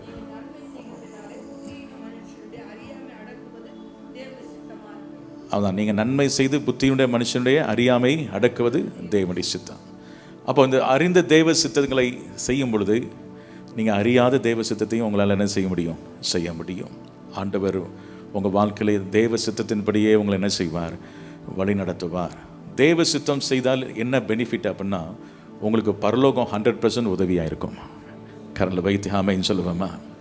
இப்போ தெய்வ சித்தம் இல்லாமல் ஒரு காரியத்தை போய் ஆண்டவர் ஒரு இடத்துல குடியிருக்கிற இடம் கூட நமக்கு தெய்வ சித்தமாக இருக்கணும். நம்மளாம் ஒரு இடத்துல போய் குடியிருந்துட்டு ஆண்டவரை ஆசீர்வதின்னு சொன்னால் அது வந்து நம்மளாம் வம்ப வளைக்க என்ன செய்து வாங்குற மாதிரி. ஆனால் நம்ம போய் ஆண்டோட கேட்கணும், ஆண்டவரே நான் எங்கே போய் குடியிருக்க உம்முடைய சித்தமாக இருக்கிறது. இரண்டால் அவருடைய சித்தத்தின்படி குடியிருப்பின் எல்லைகளை ஒவ்வொருவருக்கும் என்ன செஞ்சிருக்கிறார், கர்த்தர் நியமித்திருக்கிறார். எங்கே குடியிருக்கணும் ஆண்டவரே, என்ன செய்யணும் ஆண்டவரே என்று சொல்லி நம்ம ஆண்டோட கேட்கும் பொழுது ஆண்டவர் தம்முடைய சித்தத்தை அவர் வெளிப்படுத்துகிறார். திருமண காரியங்களாக இருக்கட்டும், ஒவ்வொரு காரியம், பிள்ளைகளுடைய காரியமாக இருக்கட்டும், அதிகமாக நம்ம ஜெபம் பண்ணி ஆண்டவரே எங்கள் பிள்ளைகளுடைய வாழ்க்கையில் உங்களுடைய சித்தம் என்ன செய்யணும், நிறைவேறணும். பிள்ளைகளுக்கு சொல்லிக் கொடுக்கணும். நீங்களாக தெரிந்து கொண்டால் அது வந்து என்னது, உங்களுக்கு பிரச்சனை வரும். ஆனால் தேவ சித்தத்தின்படி ஜெபம் பண்ணி நீங்கள் அந்த காரியத்தை செய்யும் பொழுது அதில் கர்த்தர் பொறுப்படுத்தி உங்கள் வாழ்க்கையிலே அவர் நிறைவேற்றுவார். கரங்களை வைத்து ஆமைன்னு சொல்லுவோமா? அப்போது நம்ம தேவ சித்தத்துக்கு இன்றைக்கி அனைவரும் காத்திருப்பது கிடையாது. மனசும் மாம்சம் விரும்புவதை நம்ம என்ன செய்கிறோம், செய்வதனால தான் அநேக பிரச்சனைகள். ஆனால் வேதம் மிக தெளிவாய் சொல்லுகிறது, நம்ம வாழ்க்கையிலே அவருடைய சித்தம் செய்யாமல் பரலோக ராஜ்யத்தில் என்ன செய்ய முடியாது, பிரவேசிக்க முடியாது. ஆண்டுடைய சித்தம் செய்வதற்கு நாம் என்ன செய்ய வேண்டும் என்றால், நம்ம அவருடைய சமூகத்தில் போய் காத்திருக்க வேண்டும். உங்கள் மனம் புதிதாங்கிறதுனாலே நீங்கள் என்ன செய்யணுமா, மறுரூபமாக உங்கள் மனதை தேவ சித்தம் நீங்கள் பரிபூர்ணமாக செய்து முடிக்கணும்னா உங்கள் மனதை என்ன செய்யணும், புதிதாக வேண்டும். நீங்கள் தேவ சமூகத்தில் போய் காத்திருக்கணும். ரோமர் 12ஆம் அதிகாரத்தை நீங்கள் எடுத்துக்கொள்ளுங்கள். நீங்கள் இந்த பிரபஞ்சத்திற்கு ஒத்த வேஷம் தெரியாமல் ஆம் தேவனுடைய நன்மையும் பிரியமும் பரிபூர்ணமான சித்தம் இன்னதென்று பகுத்தறியத்தக்கதாக உங்கள் மனம் புதிதாகிறதுனாலே மறுரூபமாகுங்கள். உங்க மனம் எப்போ புதிதாகும்? தேவ சித்தம் எப்படி கண்டுபிடிக்க முடியும்? பைபிள் வாசிக்கும் போதே தெரிஞ்சிடும். நல்லா ஒவ்வொரு நாளும் வேதத்தை வாசிக்கும் பொழுது தேவன் தம்முடைய சித்தத்தை உங்களுக்கு என்ன செய்வார்? வெளிப்படுத்தி ஆண்டவர் உங்களோடு கூட கர்த்தர் பேசுவார். எது தெரிந்து கொள்ளணும், எது தெரிந்து கொள்ளக்கூடாது, எது நம்ம செய்யணும், எது செய்யக்கூடாது என்று கர்த்தர் நம்மோடு என்ன செய்வார்? இடைப்படுவார். அப்போ நம்ம தேவ சித்தம் செய்யணும். அப்போ அழைக்கப்பட்ட அழைப்பு பாத்திரமான நடக்கணும். அடுத்தது சபை என்ன செய்யணும்? தேவ சித்தத்துக்குள்ளே வரணும் என்பதற்காக ஜெபிக்கணும். நம்மளா ஒன்று தெரிந்து கொண்டுட்டு அப்புறம் ஆண்டுகிட்ட போய் அழக்கூட, ஆண்டவரே ஏன் இப்படிலாம் பண்ணிட்டீர் அப்படின்னு சொல்லி அப்படி வேதனைப்படக்கூடாது. நான் பார்த்துருக்குறேன், சிலர்லாம் ஏன் ஆண்டவரே இப்படி பண்ணிட்டீர் அப்படின்னு சொன்னால் ஆண்டவர் இதுக்கு முன்னாடி சொல்லியிருந்திருப்பார், வேண்டாம்னு சொல்லியிருப்பார். நம்ம கேட்காம என்ன செஞ்சுருப்போம், மாட்டியிருப்போம். அப்போ ஆண்டுடைய சமூகத்தில் நாம் ஜெபம் பண்ணணும். ஆண்டவரே உங்களுடைய சித்தத்தை வெளிப்படுத்தும் ஆண்டவரே. தேவ சித்தம் செய்யும் பொழுது உங்களுக்கு சமாதானம் என்ன செய்யும்? இருக்கும். அவருடைய பரிபூர்ண சித்தத்தை இன்னதென்று அறியும்படி தான் அங்கே கொலோசியர் நிருபத்திலையும் அப்போஸ்தலனாகிய பவுல் அந்த கொலோசிய சபைக்காக என்ன செய்கிறாரு? ஜெபம் பண்ணுறார். அவங்க தேவ சித்தம் இன்னதென்று என்ன செய்யணும்? அறிந்து கொள்ளும்படியாக. வாசிங்கள், கொலோசியர் 4:12 வாசிங்கள். எபாப்பிராவும் உங்களுக்கு வாழ்த்தல் சொல்லுகிறான். உங்களை சேர்ந்தவனும் கிறிஸ்துவின் ஊழியக்காரனுமாகிய இவன் நீங்கள் தேவனுக்கு சித்தமானவர்கள் எல்லாவற்றிலும் தேறினவர்களாயும் பூரண நிச்சயம் உள்ளவர்களாயும் நிலை நிற்க வேண்டுமென்று தன் ஜெபங்களில் உங்களுக்காக எப்பொழுதும் போராடுகிறான். எப்பாப்பிரா என்ன செய்யறான்? ஜெபங்களை எப்பொழுதும் என்ன செய்கிறான்? போராடுகிறான். எதுக்காக போராடுறான்? நீங்கள் நல்லா இந்த உலகப்புறமா ஆசீர்வதிக்கப்படணும் போராடுறான். அவன் எதுக்காக போராடுறான்? நீங்கள் தேவனுக்கு சித்தமானவை எல்லாவற்றிலும் தேறினவர்களாயும் பூரண நிச்சயமுள்ளவர்களாய் நிலைத்து நிற்க வேண்டும் என்று தன் ஜெபங்களில் உங்களுக்காக எப்பொழுது என்ன செய்கிறான்? போராடுகிறான். ஆண்டவரே, எங்களுடைய குடும்பம் தேவ சித்தத்தில் காக்கப்படணும். எங்கள் திருச்சபை தேவ சித்தத்தின் மையத்தில் என்ன செய்யணும்? காக்கப்படணும்.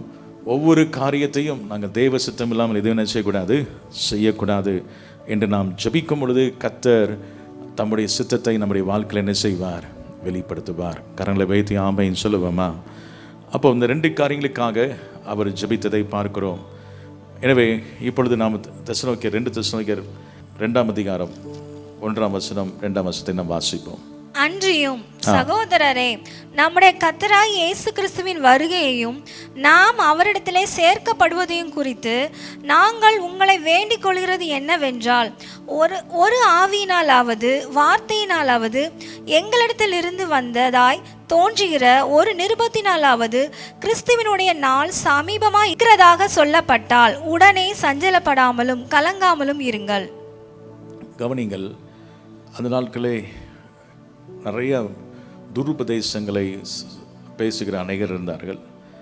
அவர்கள் பலவிதமான காரியங்களை கிறிஸ்தவர்கள் என்று சொல்லிக்கொண்டு அவர்களும் சபையை குழப்புகிறவர்களாக இருந்தார்கள்.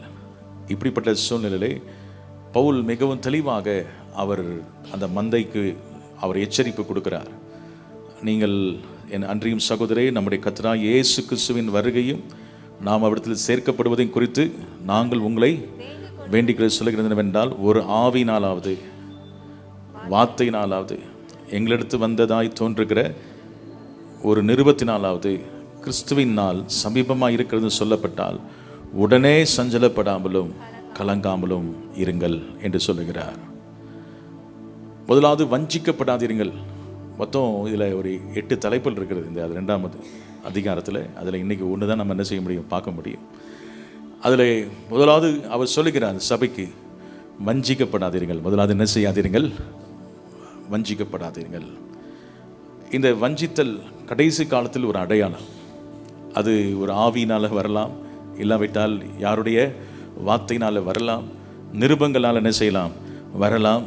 ஆனாலும் நீங்கள் வஞ்சிக்கப்படாதபடி சஞ்சலப்படாமலும் கலங்காமலும் என்ன செய்யுங்கள், இருங்கள் என்று சொல்லி இந்த பவுல் புத்தி சொல்வதை பார்க்கிறோம்.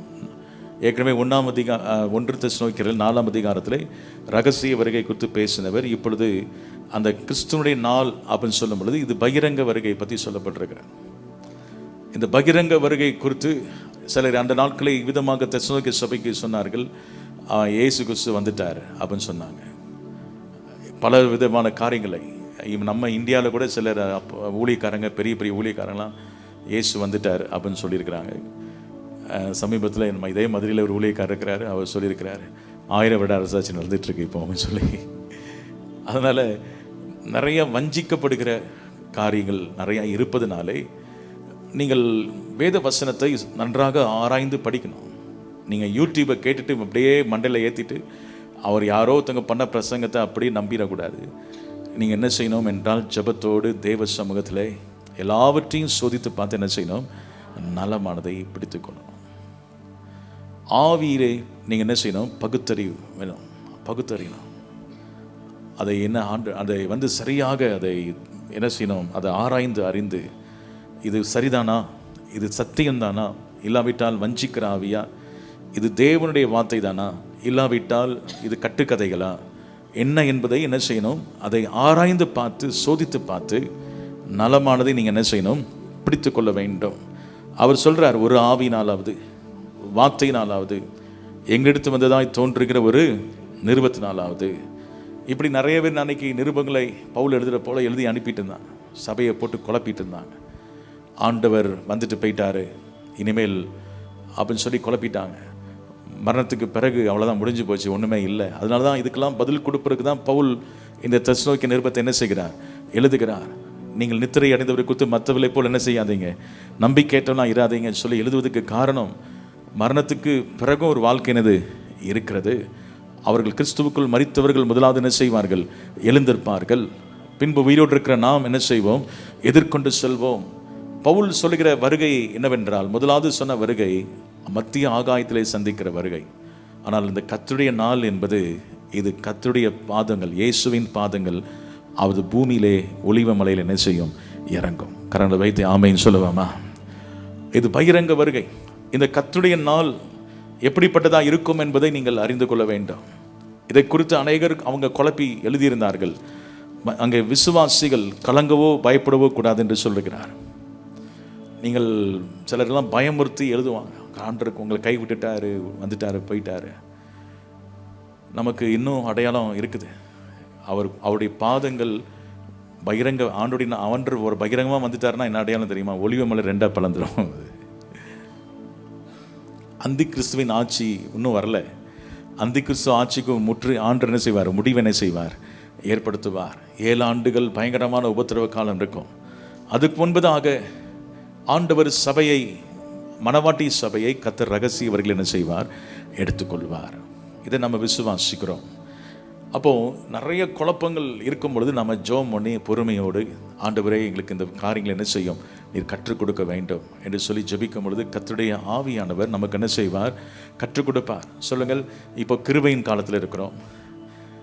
ஆண்டவருடைய பிரஜாதிகளுடைய நிறைவு காலம் ஒன்று வரப்போகிறது.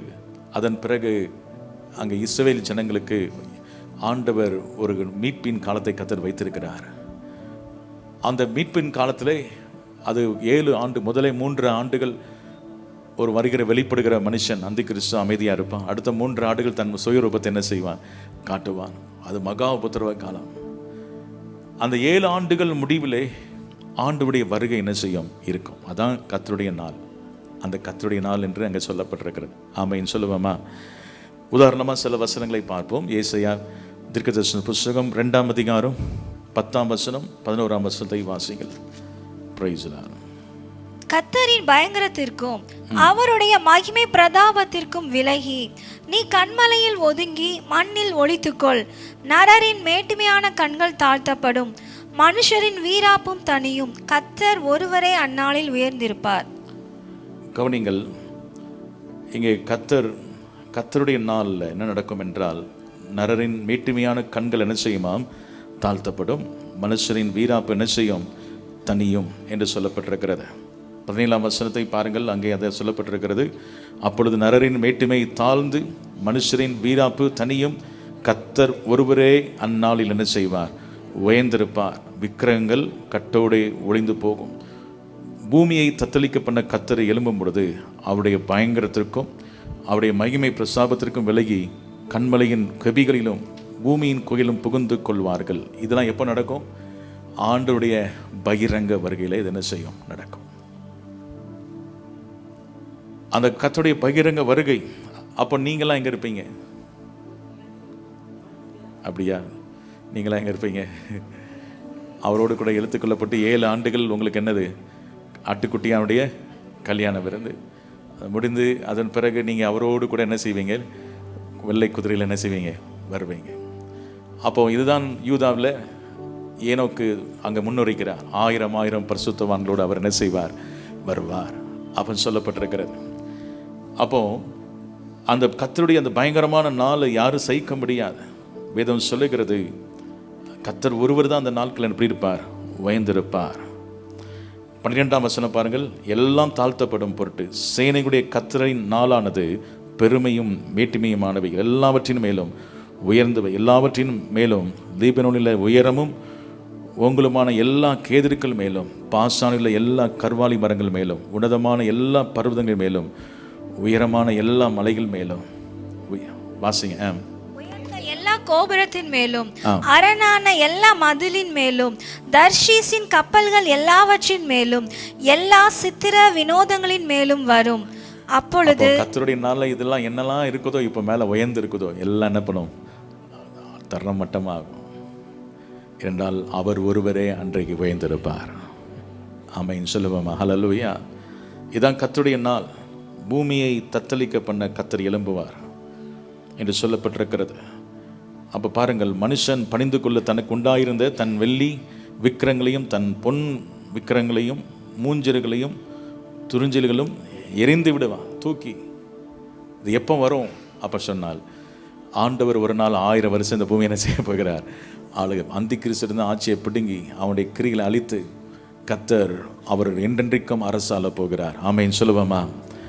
அந்த ஒருவரும் பேர்க்கப்படாத அந்த கல் அந்த சிலையில் மோதி என்றென்றைக்கும் நிலையில் இருக்கிற ராஜ்யத்தை என்ன செய்தது? ஸ்தாபித்தது. அதான் இயேசுவின் ராஜ்யம். அந்த ராஜ்யம் தான் நமக்குள்ளே இப்போ வந்திருக்குது. கரங்களை வைத்து ஆமென் சொல்லுவோமா? அந்த ராஜ்யத்துக்கு அதை சுதந்திரித்துக் கொள்ளும்படியாக நாம் அழைக்கப்பட்டிருக்கிறோம். கர்த்தருடைய நாள் இப்படி தான் இருக்கும். நீங்கள் பாருங்கள், கர்த்தருடைய நாள் எப்படி இருக்குதா? பயங்கரமாக இருக்குது. வாசிங்கள் ஏசாயா 13ஆம் அதிகாரம் 5ஆம் வசனத்தை வாசிங்கள். 13ஆம் அதிகாரம் 5. கர்த்தர் வருகிறார், அவருடைய கோபத்தின் ஆயுதங்களும் தேசத்தை எல்லாம் அழிக்க வானம் கவிழ்ந்த கடையாந்திர தேசத்தில் இருந்து வருகிறது. வாசிங்கள். அலறுங்கள், கர்த்தரினால் சமீபமா இருக்கிறது, அது சர்வ வல்லவரிடத்திலிருந்து மகா சங்காரமாய் வரும். கர்த்தருடைய நாள் அது யாருக்கும் அது நீங்கள் நினைக்கிற மாதிரி கர்த்தருடைய நாள்னா அது ரொம்ப ஆசீர்வாதமான நாள் கிடையாது. அந்த நாள் பயங்கரமான நாள். அந்த நாள் என்ன, எல்லா எதிரிகள் யாரெல்லாம் கர்த்தர் வேண்டான்னு சொல்லி தூக்கி போட்டாங்களோ, அவர்கள் ஆண்டவரை உதாசீனப்படுத்தினாங்களோ, அவங்களுக்கெல்லாம் அந்த நாள் எப்படி இருக்கும்? பயங்கரமான நாளாக இருக்கும். பூமியின் ராஜ்யங்களுக்கெல்லாம் பயங்கரம். ஆனால் நமக்கு அப்படிப்பட்ட நாள் இல்லை. நம்ம எல்லாம் ஆண்டவரோடு கூட இருப்போம். ஹல்லேலூயா. அப்படிப்பட்ட ஒரு பெரிய கிருபைகளை கர்த்தர் வைத்திருக்கிறார்.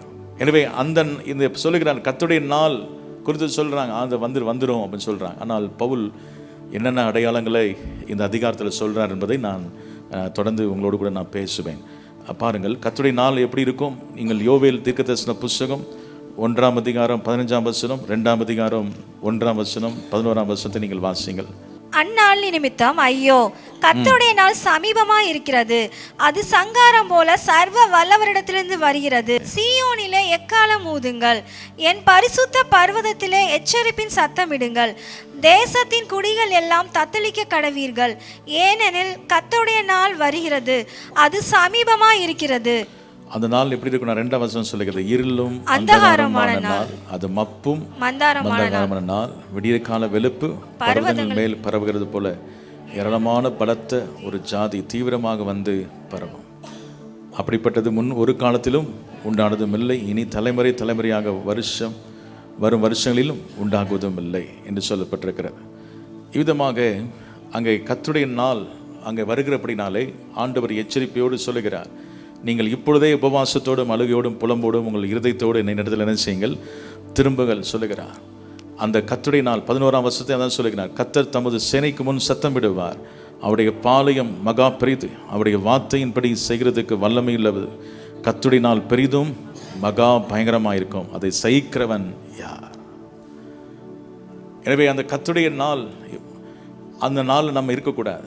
அதுக்கு முன்பதாக நாம் அவருடைய வருகையில் என்ன செய்யணும்? காணப்பட வேண்டும். அதற்காக நாம் என்ன செய்யணும்? மனம் திரும்பி இருக்கணும்.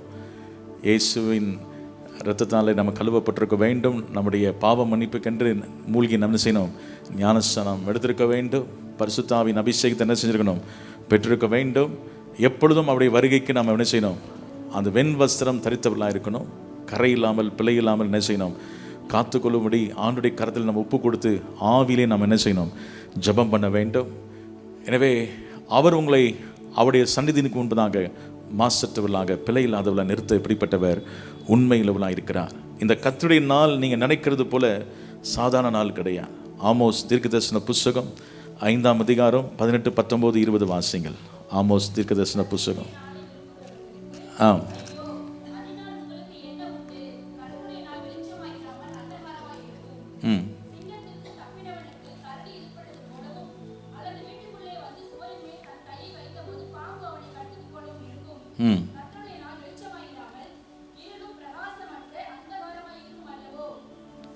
கர்த்தருடைய நாள் நீங்கள் நினைக்கிறது போல அது ரொம்ப அது ஆசீர்வாதமாக இருக்காது. அந்த வசனத்தில் நீங்கள் பார்க்கும் பொழுது அது ஒரு கடினமான ஒரு நாளாக இருக்கிறது. ஆபத்து நிறைந்த ஒரு நாட்களாக அது காணப்படுகிறது. எனவே அதை ஒருபோதும் நாம் அதை என்ன செய்யக்கூடாது? விரும்பாதபடி ஒவ்வொரு தேவனுடைய பிள்ளைகளும் ஆண்டவருடைய பகிரங்க வருகையில் நான் போயிடுவேன்னு சொல்லி சொல்லுவாங்க. இந்த வருகையில் மிஸ் ஆகிட்டேன்னா அடுத்த வருகையில் போயிடுவேன். ஆனால் அந்த கர்த்தருடைய நாள் எப்படி இருக்கும்? ஒருவரும் சகிக்க முடியாது. அது பயங்கரமான ஒரு நாளாக இருக்கும். எனவே தான் கர்த்தர் அந்த மனவாட்டியை அவர் அதுக்கு முன்னே என்ன செய்கிறார்? எடுத்துக்கொள்ளுகிறார். கரங்களை வைத்து ஆமைன்னு சொல்லுவோமா? அப்போ அதற்காக நாம் எத்தனை பேர் ஆயத்தமாவதற்கு உங்களை அர்ப்பணிப்பதற்கு நீங்கள் வாஞ்சிக்கிறீங்க? செப்பனியா 1ஆம் அதிகாரம் 7ஆம் வசனம் 8ஆம் வசனத்தை வாசிங்கள். செப்பனியா 1ஆம் அதிகாரம் 7, 8 வசனங்களை வாசிங்கள். Praise the Lord. கர்த்தராகிய ஆண்டவருக்கு முன்பாக மௌனமாயிருங்கள், கர்த்தருடைய நாள் சமீபித்திருக்கிறது. கர்த்தர் ஒரு யாகத்தை ஆயத்தம் பண்ணி அதற்கு விருந்தாளிகளையும் அழைத்திருக்கிறார்.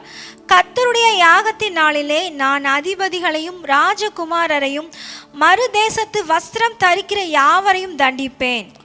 பாருங்கள், அந்த நாள் எல்லாருக்கும் அது நியாய தீர்ப்பு நாளாக இருக்குது, தண்டிக்கப்படுகிற நாளாக இருக்கிறது.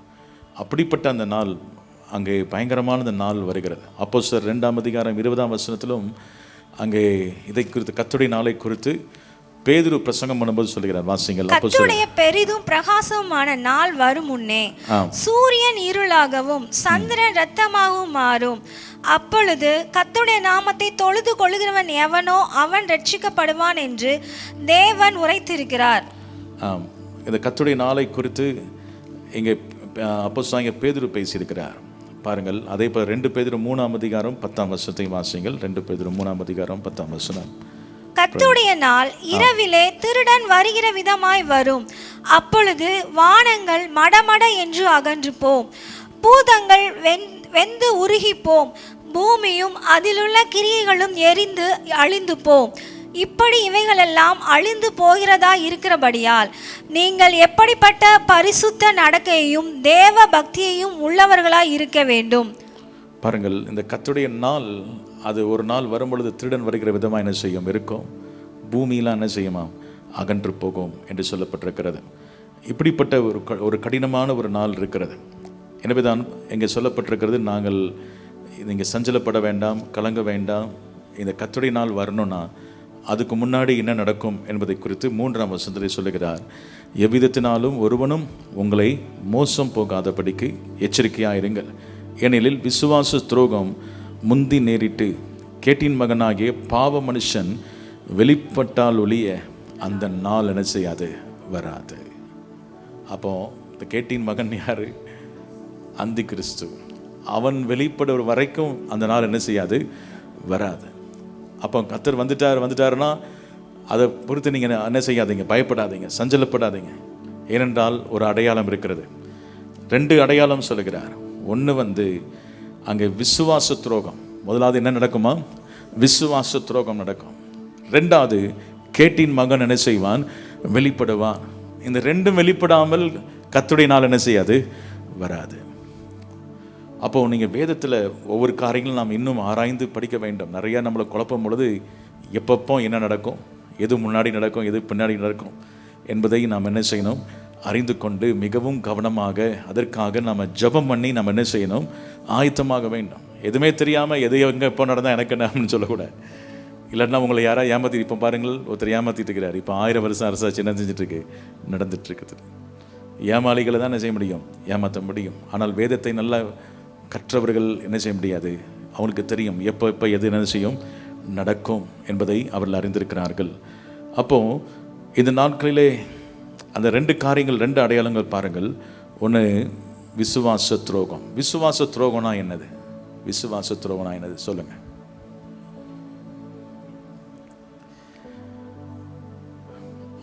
விசுவாச துரோகம்னா என்னது? ஓகே, மறுதளிக்கிறதா? சரி, வசனத்துக்கு புறம்பானதா? சரி, விசுவாச துரோகம் எப்படி வரும் சொல்லுங்க. அதாவது கர்த்தர் மேல் வைத்திருக்கிற அந்த நம்பிக்கையை விட்டுட்டு வேற ஒரு மேல் நம்பிக்கை வைக்கிறதா என்னது? விசுவாச துரோகம். அதாவது சிருஷ்டித்தவர் மேலே நம்பிக்கை வைத்து விட்டு வேற ஏதோ ஒரு காரியத்தின் மேலே என்ன செய்கிறாங்க? நம்பிக்கை வைக்கும் பொழுது அது என்னது? விசுவாச துரோகம். இன்னைக்கு சில நேரத்திலலாம் சிலர் பார்க்கலாம், அவர்கள் இரட்சகரை அறிந்து கொண்ட பிறகும் பின்வாங்கி போய் மறுபடியும் அவர்கள் அந்த பழைய மார்க்கத்தில் போகும் பொழுது அவர்களுக்குள்ளே அது என்னது? விசுவாச துரோகம் மாதிரி தான். ஆனால் சிலர் மேலே கர்த்தர் இறங்கி அவளை மீட்டு கொண்டு என்ன செய்கிறாரு? தூக்கி நிறுத்துகிறார். ஏனென்றால் நம்முடைய ஆண்டவர் எல்லாரையும் தூக்கி நிறுத்துகிறவர். ஹல்லேலூயா. ஆனால் சிலர் பாருங்கள், ரொம்ப துணிகரமாக போய் அவங்களுக்கு தெரியும் யார் ஜீவனுள்ள தேவன் என்று அவங்களுக்கு என்ன செய்யும்? தெரியும். தெரிந்தும் அவர்கள் அவரை என்ன செய்கிறார்கள்? அவர்கள் மறுதளிக்கிறார்கள். இந்த கேட்டின் மகன் அவன்ட்டு இன்னொருத்தனுக்கு பேர் இருந்துச்சு. யாருக்கு? யூதாஸுக்கு. ஆண்டு சொன்னார், கேட்டின் மகன் கெட்டு போனானே ஒழிய வேற எல்லாரும் எல்லாம் பாதுகாக்கப்பட்டாங்கன்னு ஜெபம் பண்ணுறாரு. ஏன் கேட்டின் மகன் அவனுக்கு பேர் வந்துச்சுன்னா, அவனுக்குள்ள யார் புகுந்தது? பிசாசு புகுந்தான். ஆண்டு சொன்னால் உங்களில் ஒருவன் எப்படி இருக்கிறான்? பிசாசா இருக்கிறான். அப்போ கேட்டின் மகன்னா அவனுக்குள்ள யார் புகுந்திருக்கிறது? பிசாசு 100% அவன் என்ன செய்வான்? ஆளுகை செய்வான். அதான் கேட்டின் மகன். ஆண்டு சொல்றார், இந்த கேட்டின் மகன் என்ன செய்வான்? அநேகுடைய விசுவாசத்தை திருப்பி அவன் என்ன செய்வான் என்றால், அவன் ஆராதிக்கப்பட வேண்டியவரை ஆராதிக்காமல் அவன் என்ன செய்வான் என்றால், தன்னை எல்லாரும் ஆராதிப்பதற்கு என்ன செய்வான்? அவன் தன்னை நிலைநிறுத்துவான். ஆலயத்தின் அன்றாட பலிகளை என்ன செய்வான்? தானியேலின் புத்தகத்தில் எழுதப்பட்டிருக்கிறது. அவன் ஆலயத்தில் என்ன செய்வானா? அன்றாட பலிகள் எல்லாம் என்ன செய்வான்? நீக்கி தன்னை அவன் உயர்த்தி தன்னை ஆராதிக்கப்படத்தக்கதால் என்ன செய்வான்? உயர்த்துவான். இதுதான் இந்த கேட்டின் மகன் செய்கிற காரியம். கேட்டின் மகன்னா யாரு? அந்தி கிறிஸ்து. இந்த அந்தி கிறிஸ்து செய்கிற காரியம். அப்போ அந்த விசுவாச துரோகத்தை அவன் செய்ய வைப்பான்.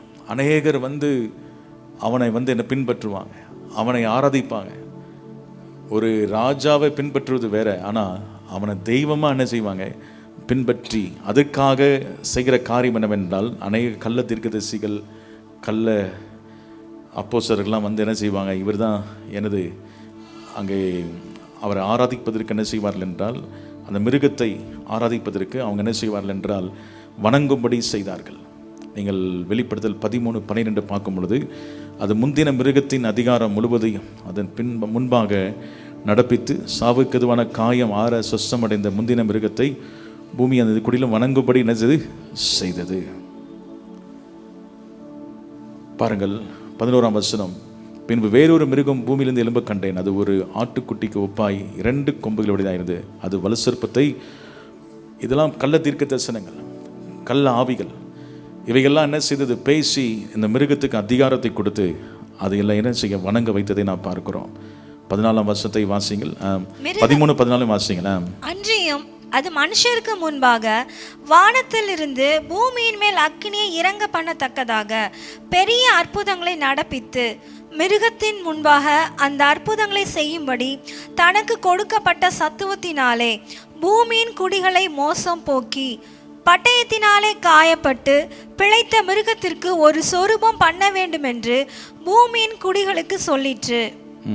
மேலும் அம்மிருகத்தின் சொரூபம் பேசத்தக்கதாகவும் மிருகத்தின் சொரூபத்தை வணங்காத யாவரையும் கொலை செய்யத்தக்கதாகவும் மிருகத்தின் சொரூபத்திற்கு ஆவியை கொடுக்கும்படி அதற்கு சத்துவம் கொடுக்கப்பட்டது.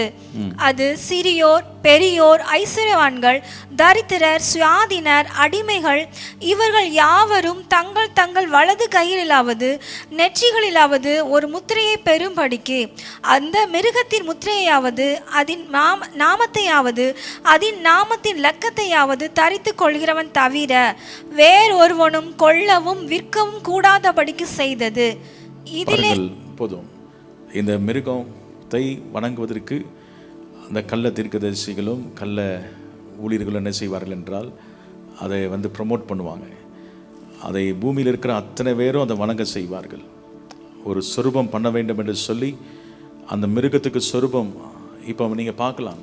நிறையா நீங்கள் மிருகம் அதை என்ன சொல்ல ரோபோ அது பேசுது, அது என்ன செய்யுது இருக்குது. இன்னும் பயங்கரமான காரியங்கள்லாம் கதைகள் இருக்குது. நம்ம இந்த இடத்துல லைவ் போயிட்டுனால சொல்ல முடியாது அந்த காரியத்தை. அப்போது அது ஒரு மனுஷனை போலேயே அது இருக்குது. அது எல்லா கேள்விகளுக்கு என்ன செய்யுது பதில் சொல்லுகிறது. சிலர் வாழ்க்கை துணையாகவே அதை வாங்கிட்டு என்ன செய்கிறாங்க போகிறாங்க.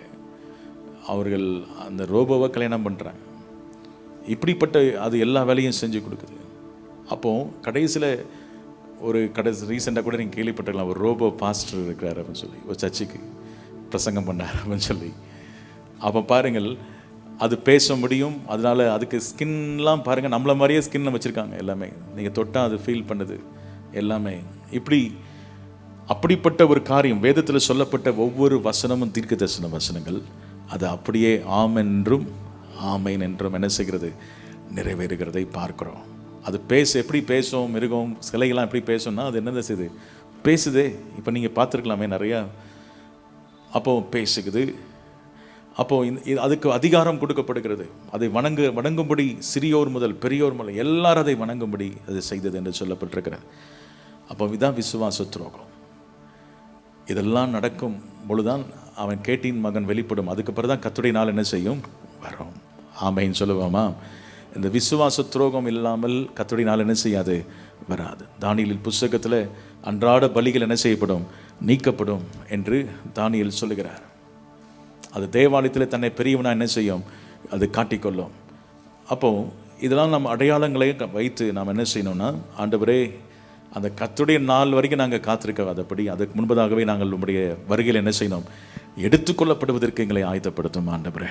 அந்த புத்தியுள்ள கன்னிகையை போல நாங்கள் உங்களுடைய வருகையில் நாங்கள் என்ன செய்யணும் காணப்படுவதற்கு கர்த்தர் எங்களுக்கு என்ன செய்யும் கிருபை தாரும் என்று ஜெபித்தால் கர்த்தர் உங்களுக்கு என்ன செய்வார் கிருபை தருவார். 2 அடையாளம் சொன்னேன். ஒன்று அந்த கர்த்தருடைய நாள் வரணும். 2 அடையாளம் வேணும். ஒன்று விசுவாச துரோகம். 2வது யார் வெளிப்படணும் கேட்டின் மகனா யார் அந்தி கிறிஸ்து அவன் வெளிப்படணும். அந்தி கிறிஸ்து வெளியே வந்துட்டானா அந்தி கிறிஸ்துவின் ஆவி இப்போ கிரியை செய்து. ஆனால் அந்தி கிறிஸ்து இன்னும் என்ன செய்யலை வெளிப்படலை. அப்போது அவன் வெளிப்பட்டாதான் ஆண்டுடைய அந்த கர்த்தருடைய நாள் என்ன செய்யும் வரும். எனவே தொடர்ந்து நாம் இதில் 8 காரியங்கள் இருக்கிறது. நாம் தொடர்ந்து நாம் என்ன செய்வோம் அடுத்த வாரம் இதை குறித்து நாம் என்ன செய்வோம் தியானிப்போம். கண்ணில் முடிய ஸ்தோத்திரம் பண்ணுவோம். ஸ்தோத்திரம் ஆண்டவரே. இந்த நாளிலும் கூட ஆண்டவரே உமக்கு ஸ்தோத்திரம். உம்முடைய கர்த்தருடைய நாளை குறித்து நாங்கள் பார்த்தோம். அந்த நாள் ஆண்டவரே பிரஜாதிகளுக்கும் ஆண்டவரே சுவிசேஷத்தை ஆண்டவரே ஏற்றுக்கொள்ளாதவர்களுக்கும் உம்முடைய விரோதிகளுக்கும் அந்த நாள் பயங்கரமான நாளாக இருக்கும். ஆண்டவரே அந்த நாளில் நாங்கள் சிக்கிவிடாதபடி ஆண்டவரே உமக்கு ஸ்தோத்திரம். உம்மோடு கூட நாங்கள் எப்பொழுதும் இருக்க ஆண்டவரே கிருபை தருவீராக. உமக்கு ஸ்தோத்திரம் ஆண்டவரே. உம்முடைய மகிமையிலே நாங்கள் காணப்பட ஆண்டவரே மத்திய ஆகாயத்தில் நீ வரும்பொழுது நாங்கள் எடுத்துக்கொள்ளப்பட அந்த மனவாட்டியாக ஆண்டவரே உமக்கு ஆட்டுக்குட்டியாவுடைய மனைவி தன்னை ஆயத்தப்படுத்தினாள் என்று வாசிக்கிறோமே. எங்களை நீர் ஆயத்தப்படுத்தி கர்த்தர் அவிதமாய் நடத்தும்படி ஜெபிக்கிறோம். இந்த வசனத்தை கேட்ட ஒவ்வொருடைய வாழ்க்கையிலும் ஆண்டவரே ஒரு எச்சரிப்பை நீர் தந்ததுக்காக ஸ்தோத்திரம். நாங்கள் ஆண்டவரை எதற்காக ஆயத்தமாக வேண்டுமோ அது ஆயத்தமாக கர்த்தர் எங்களுக்கு கிருபை தருவீராக. இந்த நாளில் வந்த ஒவ்வொருவரையும் நீர் பெயர் பெறாய் ஆசீர்வதியும் உம்முடைய பரிசுத்த நாமம் மகிமைப்படும்படி நீர் ஆசீர்வதியும். இயேசுவின் நாமத்தில் ஜெபிக்கிறோம் நல்ல பிதாவே, ஆமென். Praise the Lord.